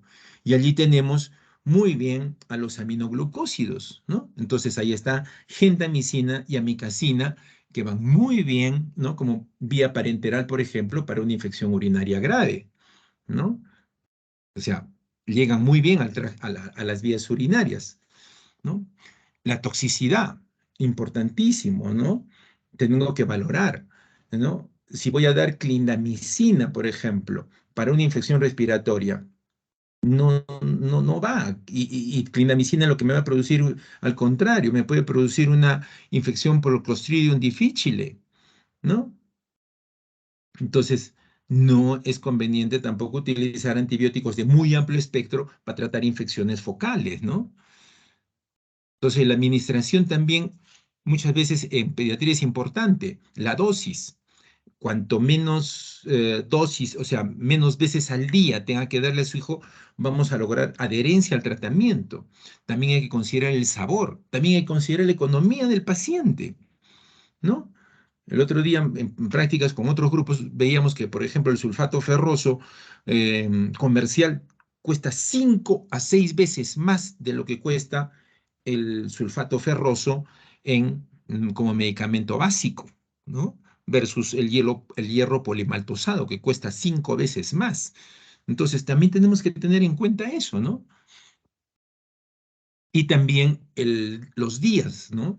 Poco a poco, antes se decía un tratamiento antimicrobiano tiene que ser 10 días, ahora después lo bajaron a 7, ahora último están en 5, ¿no? Algunos más atrevidos a 3, pero depende de qué tipo de infección sea. Eso lo van a ir aprendiendo poco a poco con el tiempo. Bueno, simplemente para recordarles, aquí brevemente, no me voy a pasarlo esto más rápido, porque me queda hablar 3 temas más, ¿no? Ustedes ya tienen que tener esto, también tómenle su foto para que lo tengan presente. ¿Cuál es la cobertura de penicilinas, de beta-lactámicos, de cefalosporinas? En general, las cefalosporinas de primera generación son para más gram positivos y los cefalosporinas de tercera, cuarta generación son para gram negativos y también para pseudomonas para gérmenes resistentes intrahospitalarios, ¿no? Los carbapenems, ¿no? El astrionam, ¿no? Más para gran negativos puros, ¿no? Los glicopéptidos como blanco que cubre muy bien Staphylococcus marsa resistente, ¿no? Y son bacteriostáticos. Las quinolonas, ¿no? Como cipro, como levo, como moxofloxacina, que tienen más acción sobre mejor contra gram negativos que también contra gram positivos. Les decía Clinda muy bien contra estafilococo, ¿no? Pero hay que saberlo en qué momento. Los macrólidos que están de moda, que se puso de moda, citromicina para todo el mundo, citromicina, ¿no? Y generalmente su espectro es más para micoplasma, para clamidia, para bordetela, ¿no? Entonces, no estar utilizando para infecciones respiratorias virales. Y cotrimoxazol, que es de muy buena espectro, pero lamentablemente se manoseó mucho, que hay que esperar unos años para que se encontró mucha resistencia bacteriana a cotrimoxazol. Bien, entonces vamos a entrar ahora a hablar de 3 enfermedades rápidamente. Difteria es una, Corynebacterium diphtheriae es una enfermedad reemergente, ¿no? Ustedes pueden revisar este artículo, ¿no? La difteria, entonces, está reemergiendo ya desde el 2015 a nivel mundial, ¿no?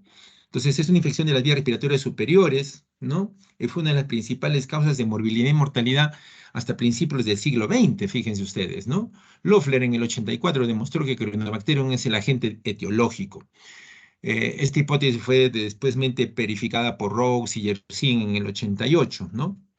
La difteria clásica de las vías respiratorias superiores se transmite de persona a persona a través de gotitas respiratorias producidas al toser, estornudar, respirar. Entonces, cuando yo uso mi mascarilla, no solo me estoy protegiendo del COVID, sino también me estoy protegiendo de Corynebacterium diphtheriae, ¿no? Y también, obviamente, se puede transmitir a través de otras secreciones y materiales contaminados, ¿no? Con las secreciones de un paciente infectado, ¿no? Y sobre todo, así se puede transmitir la difteria cutánea. Después de la infección y colonización del epitelio nasofaringio por la bacteria por un plazo de 2 a 5 días, los pacientes ya son infecciosos durante, miren, 2 a 3 semanas, ¿no? Hoy en día, todavía penicilina y eritro son los fármacos de elección para detener la infección y convertir rápidamente a los pacientes en no infecciosos, felizmente, ¿ah? Todavía. Antes de la introducción de la vacunación, la difteria se observó como una infección especialmente de los niños, lo que indica que el Corynebacterium estaba ampliamente diseminada entre la población, lo que llevó a un contacto temprano con el patógeno, ¿no? Es una enfermedad por toxina, ¿no? Que produce una infección localizada en el tracto respiratorio y piel. Produce una exotoxina que depende del gen que codifica la toxina TOX del bacteriófago. Esta toxina diftérica actúa dentro de la célula causando muerte celular. Esta toxina también tiene efectos locales y se produce una pseudomembrana sobre generalmente las amígdalas, ¿no? Y si llega a nivel sistémico puede producir miocarditis, neuropatía y necrosis tubulorenal, ¿no? Los humanos son el único reservorio conocido de Corynebacterium diphtheriae. Existen muchos portadores asintomáticos, ¿no? La inmunidad, ya sea a través de una infección natural o inducida por vacunas, no previene el estado de portador. Y en áreas endémicas, hasta el 5% de las personas sanas pueden tener cultivos faríngeo positivos. La inmunización ha minimizado la transmisión de cepas toxigénicas en áreas con alta cobertura vacunal, que en nuestro caso, en nuestro país, en estos 2 últimos años, nuestras coberturas han bajado. Entonces tenemos que ponernos al día, ¿no?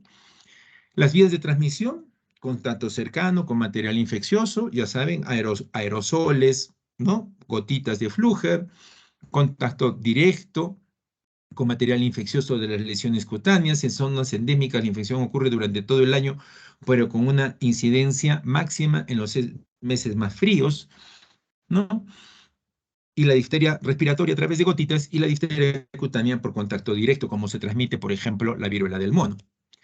Las consecuencias, nos va a producir una enfermedad respiratoria que tiene alta mortalidad, ¿no? Y me puede convertir en un portador sano. La enfermedad cutánea, ¿no? O puede ser, como digo, un portador asintomático. La severidad está relacionada con la gravedad de la formación de las membranas, así como con el tiempo entre el inicio de los síntomas y la administración de la antitoxina.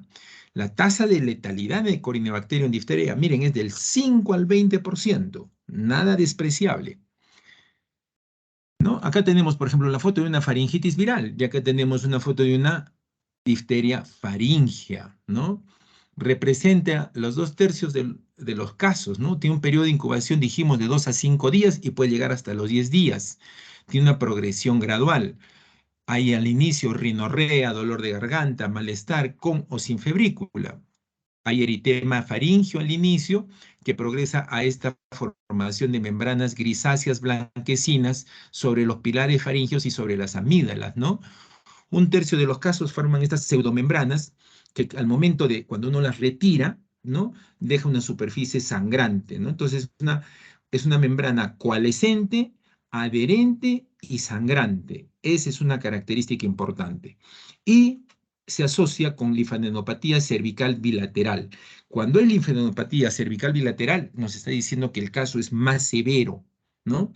Y ahí llega la famosa difteria tóxica, ¿no? Que es una faringoamigdalitis con pseudomembranas extensas en toda la orofaringe y crecimiento de los ganglios linfáticos en la región submandibular y parte anterior del cuello, que da al paciente un aspecto de cuello de toro, ¿no?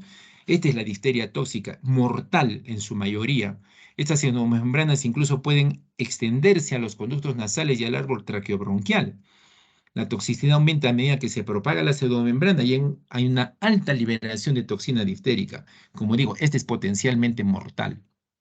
Otras localizaciones pueden ser la nasal, pueden ser laringia, incluso traqueobronquial, ¿no? Las manifestaciones sistémicas, hay un riesgo de toxicidad cardíaca y neurológica, y es proporcional a la gravedad de la infección, sea local o sea a nivel faringoamigdalino y por producción de la toxina.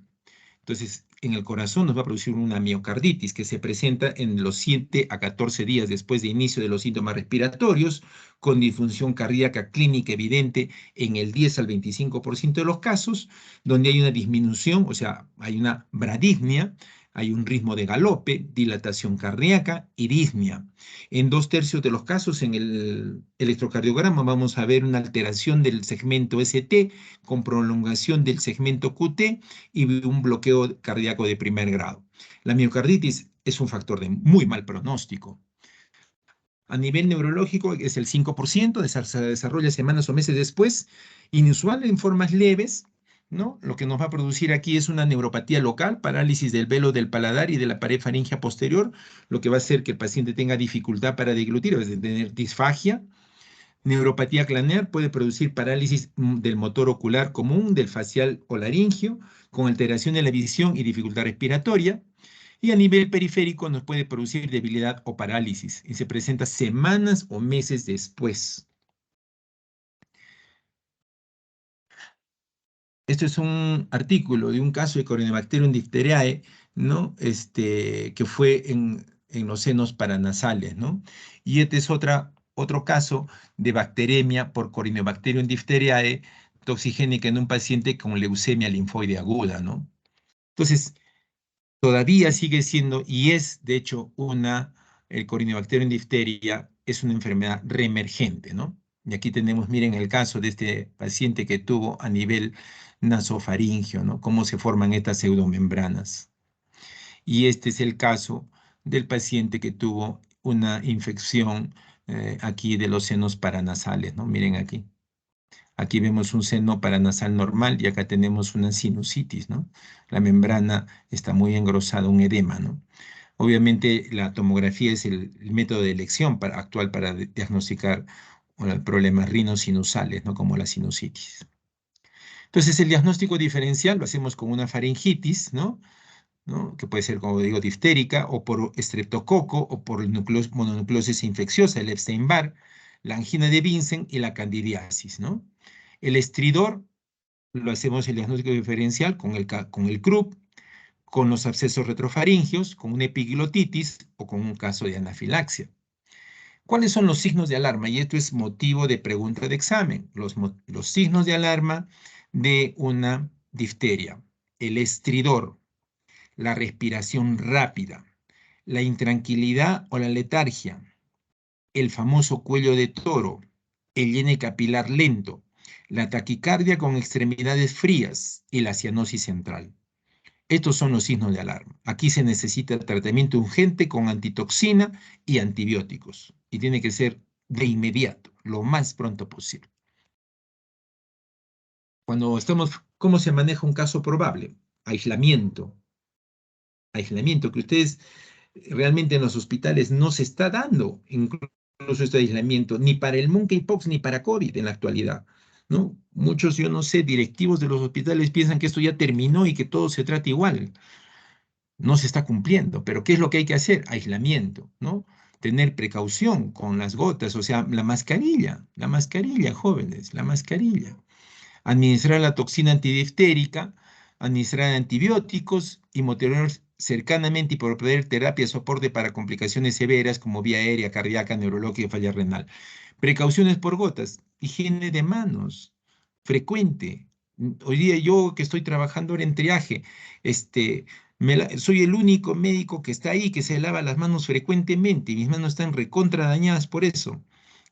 Los colegas que trabajan allá, yo los he visto, no se lavan las manos. Es más, no hay papel para secarse. Yo soy el único que anda reclamando papel para secarse, y si no me seco mi ropa. Y la mascarilla y el distanciamiento, ¿no? Usar la bata, ¿no? Obviamente, si es que voy a tener un contacto cercano. El estetoscopio, siempre hay que también, ¿no? Hay que estarlo desinfectando. En la terapia de soporte para un paciente con complicaciones, obviamente, tiene que estar hospitalizado, monitorizado, hay que manejar la vía aérea por el riesgo de asfixia o obstrucción, ¿no? Tiene que ser un experto el que lo intube, o a veces hay que hacer traqueotomía, monitorización cardíaca frecuente, electrocardiograma, ecocardiografías, enzimas cardíacas, ¿no? Evitar colocar zonas nasogástricas o nasofaringias, manejar obviamente el shock si es que está en sepsis o falla cardíaca y manejar la fiebre y el dolor con paracetamol. El tratamiento de los antibióticos, el objetivo es evitar la formación de nueva toxina, ¿no? Porque una vez que ya entró, ya se formó la toxina, ¿no? Entonces, el antibiótico va a ser retardar la propagación local y reduce la transmisión. Dijimos eritro y penicilina, ¿no? También es susceptible in vitro a citro, pero hay falta de evidencia. También a fluoroquinolona, rifampicina, banco y linezolid. Una vez que recibe el tratamiento antibiótico, deja de ser contagioso en las 48 horas.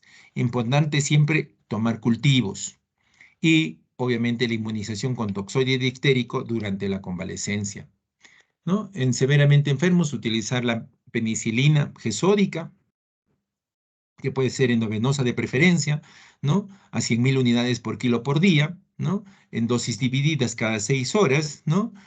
Y se da por 14 días, máximo 4 millones de unidades por día. O también puede colocarse la penicilina procaínica ¿no? O la famosa penicilina procaínica, 50.000 unidades por kilo una vez al día por 14 días, máximo 1.200.000 unidades por día. Para aquellos que pueden tolerar la vía oral y están menos enfermos, entonces podríamos manejarlo con eritromicina a dosis de 40 a 50 kilo día, ¿no? En dosis divididas se da cada 6 horas, ¿no? Y por 14 días, máximo 500 miligramos por dosis.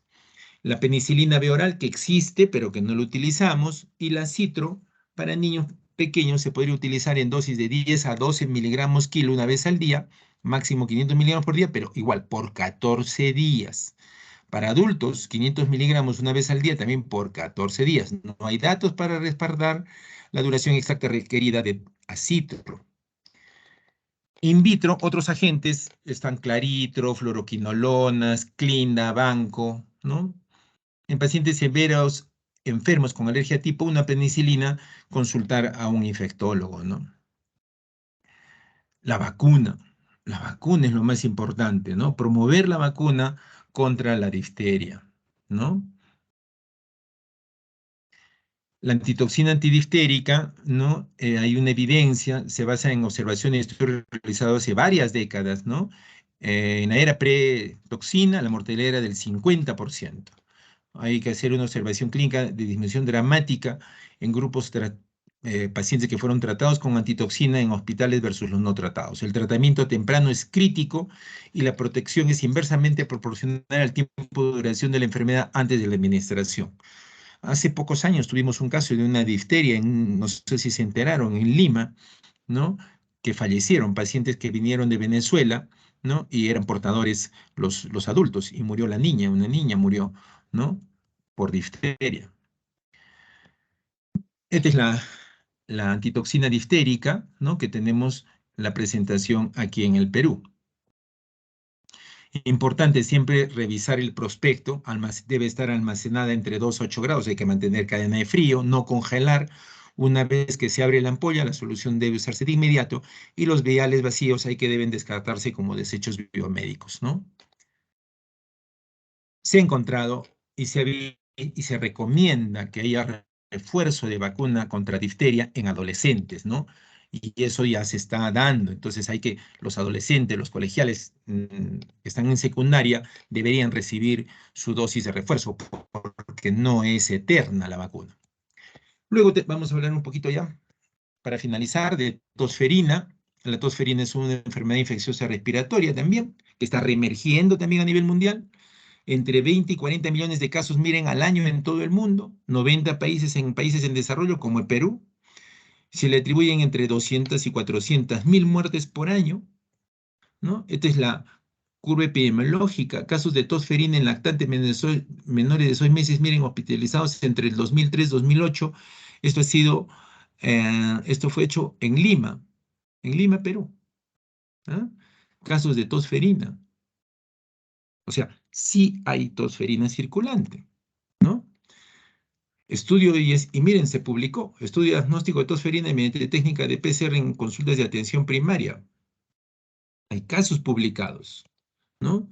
La tosferina del adulto, una enfermedad emergente en la consulta del neumólogo, por ejemplo. Entonces, ¿quiénes son la fuente de contagio? Los adultos. Los adultos son los que le transmiten esto a los niños. Nosotros estamos viendo un iceberg, es decir, estamos viendo los casos reportados, el 12%, pero el iceberg, la cantidad de casos no reportados que están en su registro, sus reportes, su diagnóstico, su consulta, variabilidad clínica, su diagnóstico, formas atípicas, inconsistencias, son gigantes. Este mismo iceberg es lo que pasa con el COVID.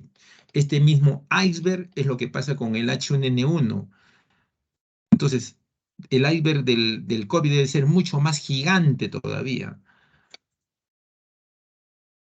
En cuanto a epidemiología, podemos decir que la tosferina es una enfermedad muy contagiosa, con tasas de ataque de hasta el 80% de personas susceptibles, y en los contactos de los casos índices y convivientes asintomáticos, la tasa de ataque llega a ser hasta del 90%. Con la aparición de los programas de vacunas, obviamente disminuyó, ¿no? En todo el mundo se producen aproximadamente 250.000 muertes atribuibles a tosferina al año. Ha habido epidemias cada 3 o 4 años, por ejemplo, en Australia, y los datos epidemiológicos muestran una incidencia estimada de 25 casos por millón al año, miren, en el año 96. En cuanto a su fisiopatología, los seres humanos son el único reservorio y el periodo de incubación es de 7 a 10 días. La transmisión se realiza por contacto directo, por gotitas, nuevamente, mascarilla. El germen es muy contagioso en las primeras fases de la enfermedad, con una tasa de ataque del 75 al 100%, desde pacientes sintomáticos hacia contactos susceptibles. Esta se asocia con una morbilidad y mortalidad significativa, particularmente en lactantes y niños. Entonces dijimos, es el único reservorio vía respiratoria a partir del contacto con las secreciones, basta que simplemente haya tosido, entonces los aerosoles, ¿no? La transmisión es máxima entre la aparición de los primeros síntomas y hasta 2 semanas después del inicio de la tos paroxística. La transmisibilidad se abrevia a los 5 días si se administran macrólidos, ¿no? Como eritro o como acitromicina o como claritromicina. Lo que va a hacer esta toxina va a destruir el epitelio y va a producir la famosa tos de los 100 días, porque estas células tienen que volver a crecer y tienen que recuperarse. ¿Y cuánto tiempo estas lesiones en sacabocado que produce esta tosferina, va a recuperarse, va a demorarse 3 meses en crecer la célula? Por eso esa tos demora 100 días, ¿no? En la anamnesis hay que considerar siempre la posibilidad de un niño que acude al servicio que tenga episodios llamativos de tos, ¿no? Habitualmente el diagnóstico se realiza por la historia clínica y por el aislamiento del germen. Tiene 3 fases de la enfermedad, una fase características, ¿no? Y a esto se le ha denominado diagnóstico del síndrome coqueluchoide, ¿no? Que viene a ser una tos ferina más leve, ¿no? La tos es el síntoma guía que permite su diagnóstico. En su ausencia es difícil el diagnóstico de la enfermedad a menos que se sospeche exposición o contagio.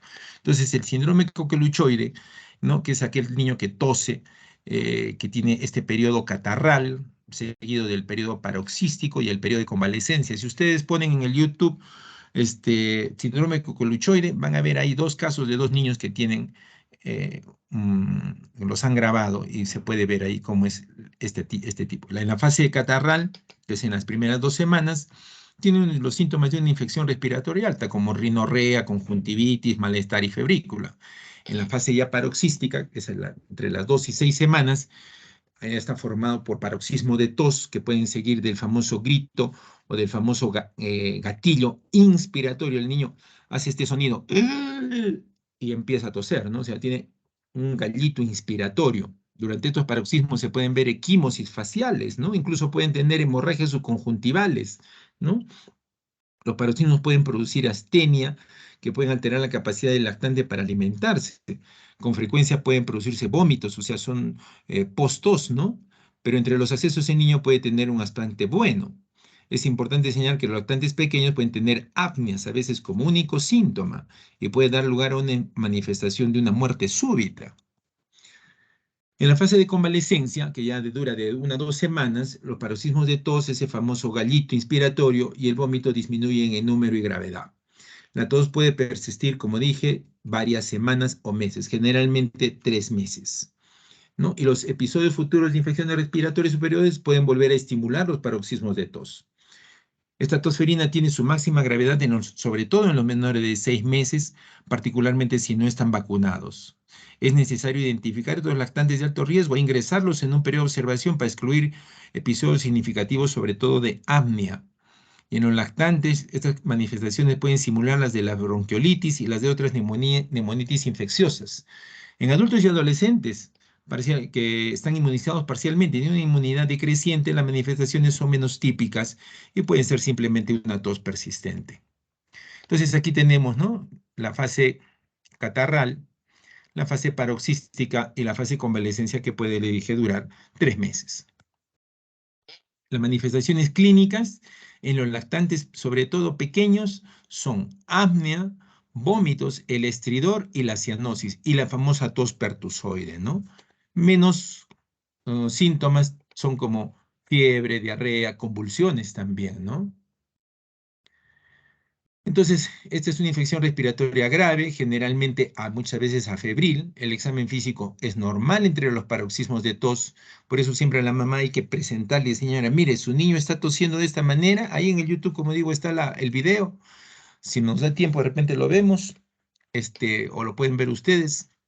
Y su examen de hemograma, donde vamos a encontrar leucocitosis con linfocitosis. Vamos a encontrar un hemograma que va de 15.000 a 100.000 células por mililitro, ¿no? Y la tos prolongada, ¿no?, que es la famosa tos de los 100 días. El diagnóstico se debe hacer con cultivo, con reacción de cadena polimerasa, inmunofluorescencia, ELISA, ¿no? Pero generalmente en nuestro medio pues no tenemos eso, ¿no? Quizás el cultivo sí, y se hace en Lima, ¿no? Pero en provincias yo creo que es bastante complicado. Las complicaciones de estos niños son el apnea, las neumonías, que pueden ser la principal causa de muerte, encefalopatías en menores de 2 meses con convulsiones también, ¿no? Y la muerte súbita en el 2%. Y hipertensión arterial pulmonar también como secuela. El síncope, ¿no?, puede tener problemas nutricionales y deshidratación. Y como son accesos de tos tan exigentes, pueden tener, como digo, hemorragias, miren aquí, subconjuntivales, y pueden tener estos ojos de mapache, ¿no? Producto de la tos tan exigente. Puede haber incluso edema de cara, puede haber neumotórax, hematomas subdurales, hernias, prolapso rectal, incontinencia urinaria y hasta en el peor de los casos fracturas costales. En adultos y adolescentes generalmente hay un subdiagnóstico. La infección puede ser asintomática o puede presentarse como una pertusis clara. Los mayores son la fuente de infección para los niños, ¿no? Es una tos emetizante que dura más de 2 semanas, ¿no? Y puede ir acompañada de episodios de broncoespasmo. Controversias. En el pasado ha habido controversias sobre la asociación entre una encefalopatía y la vacunación contra Bacilo pertussis, pero los datos no son concluyentes porque esta situación es muy infrecuente y no se ha demostrado ninguna asociación causal. La vacuna frente a pertussis no produce espasmos infantiles, epilepsia ni síndrome de muerte súbita, eso que quede bien claro. La disminución de las tasas de vacunación y el aumento consciente de la incidencia de esta enfermedad prevenible ponen de relieve la necesidad de ser vigilantes siempre, ¿no? Para monitorizar la adopción y la eficacia de la vacunación, la frecuencia de reacciones adversas y la incidencia de epidemias. Entonces, siempre tenemos que estar atentos frente a este, ¿no? Y puede haber coinfección, ¿ah? O sea, puede haber tosferina con virus sincitial respiratorio, ¿no? Que es su principal copatógeno hasta en el 33% de los casos, y con virus sincitial que causa bronquiolitis más Bordetella pertussis, miren, en el 8 al 15% de los niños, ¿no? ¿Cuándo hospitalizar? Pregunta examen. Cuando hay síndrome de distrés respiratorio, cianosis o apnea con o sin episodios de tos, signos generales de peligro como la mamá dice, vomita todo, no puede beber o lactar, convulsiones, el paciente luce letárgico o inconsciente. Si es un paciente menor de 3 meses, también debería ser hospitalizado. Y el aislamiento, ¿no? Debe ser por lo menos de 5 a 7 días.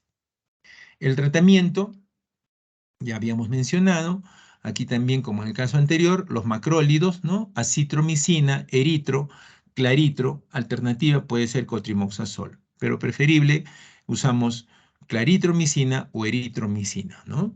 Y acá tienen tanto las edades como las dosis. Prevención, la vacuna, definitivamente, ¿no? 2, 4, 6 meses, un refuerzo a los 18, a los 4 años de edad, y se está planteando en los adolescentes entre los 15 y 17 años una dosis única, ¿no? Y las complicaciones de la vacuna pueden llegar a ser menores, puede haber fiebre, ¿no? Que con poca frecuencia puede llegar a producir una crisis febril, eritema en el punto de inyección, llanto persistente, somnolencia, vómitos, anorexia, reacción alérgica sistémica y episodios de hipotonía con escasa reactividad. Son infrecuentes y no producen secuelas a largo plazo. Y terminemos con el síndrome coqueluchoide, que es el término que se ha empleado para denotar los signos y síntomas indistinguibles de la tosferina cuando no se puede demostrar la presencia de bordetela, pertussis o parapertussis, ¿no?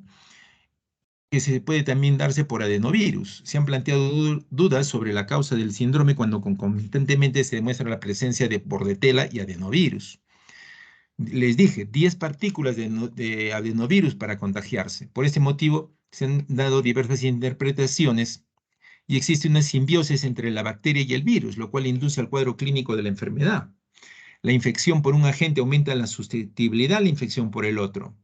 Bordetella pertussis reactiva una infección por adenovirus que se encuentra de repente latente en las adenoides o en otros tejidos linfoides. En niños mayores de 2 años se ha demostrado que el virus es responsable de los cuadros clínicos.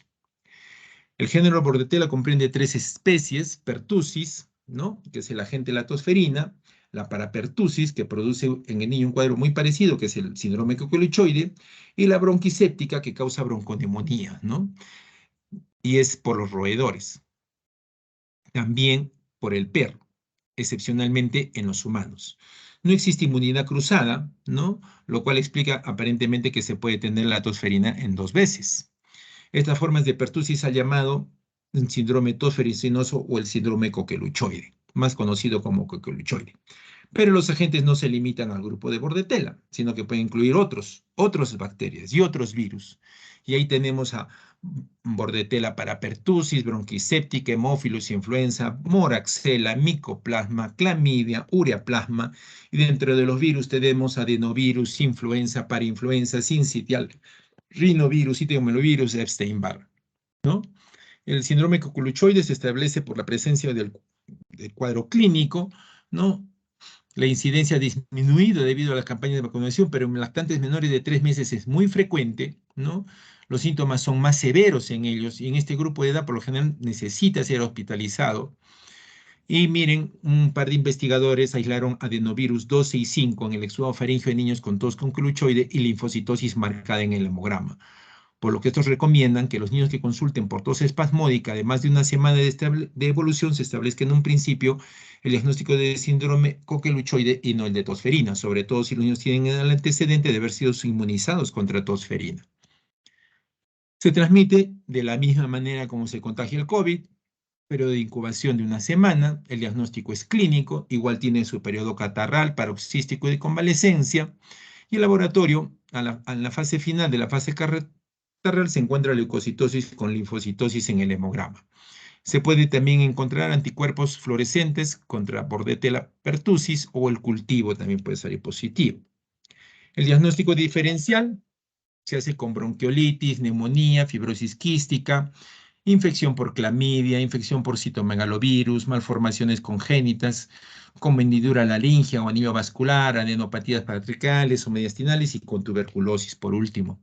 Tratamiento, eritromicina dijimos, 30 a 50 miligramos kilo día por 10 días, ¿no? En caso de intolerancia se puede utilizar la sulfa, el cotrimoxazol. O dijimos también acitromicina o claritromicina.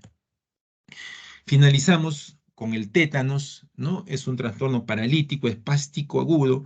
Yo tuve la oportunidad de ver el último caso de tétanos neonatal en Arequipa. Realmente es muy trágico verlo. Acá existe el famoso trismo provocado por la neurotoxina sintetizada por Clostridium tetani, que es una bacteria anaerobia estricta, gram positiva, esporulada, móvil, cuyo hábitat es la tierra, ojo, la tierra, el polvo y los tubos digestivos de los distintos animales. Clostridium tetani no vive en el óxido, no vive en el óxido, vive en su hábitat es la tierra, el polvo y el tubo digestivo de los animales. No son los fierros oxidados o los objetos punzocortantes oxidados. No tiene nada que ver con esto. El Clostridium tetani forma esporas terminales, ¿no? Ustedes ya saben eso, que forman las esporas y pueden sobrevivir a la ebullición, incluso, pero no al autoclave. Estas células vegetativas mueren con antibióticos, el calor y con los desinfectantes. Provoca alteraciones por mediación de la toxina de la famosa tetanoespasmina, que es la toxina tetánica, y es la segunda toxina más letal para el ser humano. Su distribución mundial es endémica y la incidencia es variable. Pongo esta foto para que recuerden que no son los objetos oxidados, sino si estos objetos están contaminados con polvo, con tierra, donde han circulado o han caminado animales, ¿no? Ganado, ahí podría ser, pero no es que todos estos objetos son los que transmiten el clostridio. El tétano neonatal mata a 300.000 lactantes todavía en el mundo cada año, el 80% en 12 países tropicales y africanos. En lactantes de madres no inmunizadas fallecen de 15.000 a 30.000 mujeres inmunizar por tétanos materno. ¿Por qué pasa? Porque ¿con qué cortan cuando hacen el parto domiciliario? Utilizando muchas veces estos objetos, pero que estos objetos están contaminados con heces o con polvo de tierra donde ha caído heces de ganado, ¿no? Entonces, se deben por una lesión traumática, una herida penetrante causada por un objeto contaminado como contaminado, pero con ojo, con las heces, no estoy diciendo oxidado, nuevamente. Pueden ser clavos, astillas, vidrios, inyectables, mordedura de animales, abscesos, aretes, piercings, úlceras cutáneas crónicas, quemaduras, fracturas compuestas, congelación, gangrena, cirugía intestinal, escaras, picaduras infectadas y hasta la circuncisión femenina. El tétano se desarrolla con las esporas introducidas, estas germinan, se multiplican y se sintetizan la toxina tetánica en la herida con un potencial oxidorreducción muy bajo. La toxina se libera tras la muerte y lisis de las bacterias vegetativas. Esta se fija a la unión neuromuscular, penetra en el nervio motor por endocitosis, tras lo cual pasa al citoplasma, la motoneurona, por transporte axónico retrógrado, 3 a 4 milímetros por hora. Esta toxina abandona la motoneurona en la médula espinal y penetra en las interneuronas medulares inhibitorias, donde impide la liberación de neurotransmisores como la glicina y el ácido gamma-aminobutírico. Y el tétanos también inestabiliza al sistema nervioso autónomo. Entonces, lo que hace la toxina, tenemos dos, la tetanolicina y la tetanoespasmina. A nosotros nos interesa la tetanoespasmina, ¿no? En el 20% de los casos no se localiza una vía de entrada. Esa tetanoespasmina va a ir a los axones, hacia los núcleos motores de los pares craneales o a las astas anteriores de la médula espinal, y allí va a lograrse una unión irreversible de las proteínas a los gangliósidos de las membranas, ¿no? Estos gangliósidos de las membranas están bloqueadas y bloquean la liberación de sus inhibidores y producen pues los famosos espasmos musculares y la inestabilidad del sistema nervioso autónomo. Entonces, si tenemos cuatro manifestaciones: el tétanos generalizado, el tétanos cefálico localizado o el tétanos neonatal, ¿no? Periodo de incubación, 2 a 14 días, produce trismo, la sonrisa sardónica, cefalea, inquietud, irritabilidad, disfagia, opistótonos, obstrucción respiratoria, asfixia, dolor muscular, fiebre, taquicardia, arritmias, hipertensión, diaforesis, vasoconstricción cutánea. La parálisis se acentúa en la primera semana y si es que logra sobrevivir, la mejoría es gradual en 1 a 4 semanas. El tétano generalizado, la risa sardónica, el trismo, los espasmos y los opistótonos. Se puede recuperar en 2 semanas. La causa de muerte suele ser la disfunción autonómica. El tétanos localizado, el más suave, es espasmos dolorosos cercanos a la herida, puede localizarse. Hay rigidez de los músculos asociados con el lugar de la inoculación de la espora. Es una afección leve, recuperación espontánea. Puede ser el inicio de un tétanos generalizado, pero siempre hay que tener cuidado.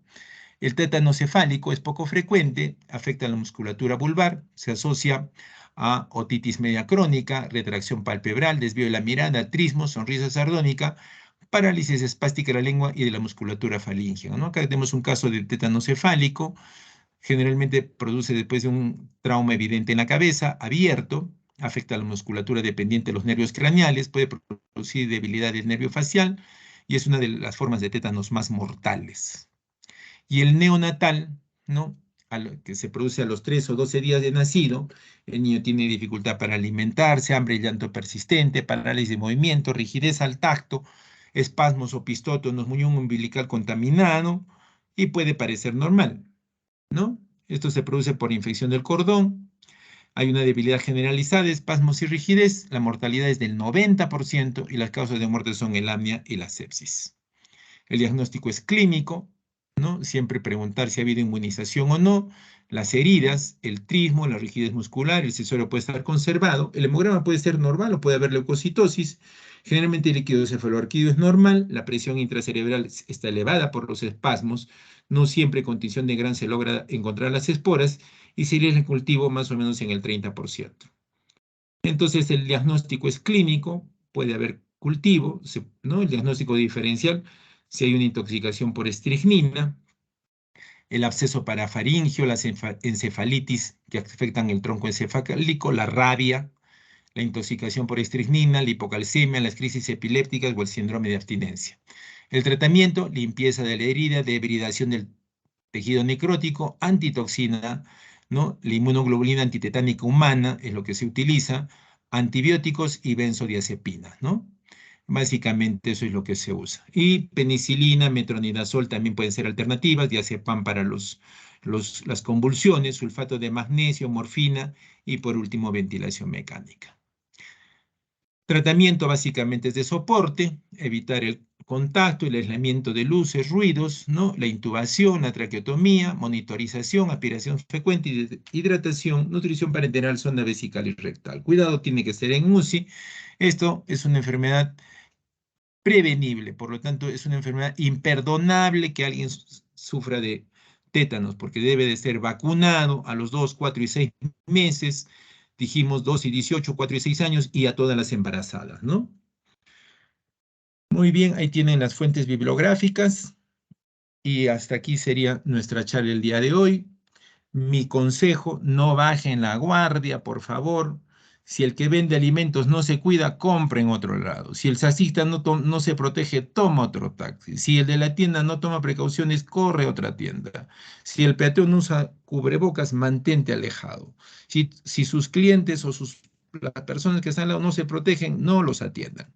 Si la gente se aglomera, aléjense de las aglomeraciones. No se quiten la mascarilla. Si no nos cuidamos, nadie lo va a hacer por ustedes. Eso sería todo, alumnos. Muchísimas gracias por su audiencia. Si hubiera alguna pregunta.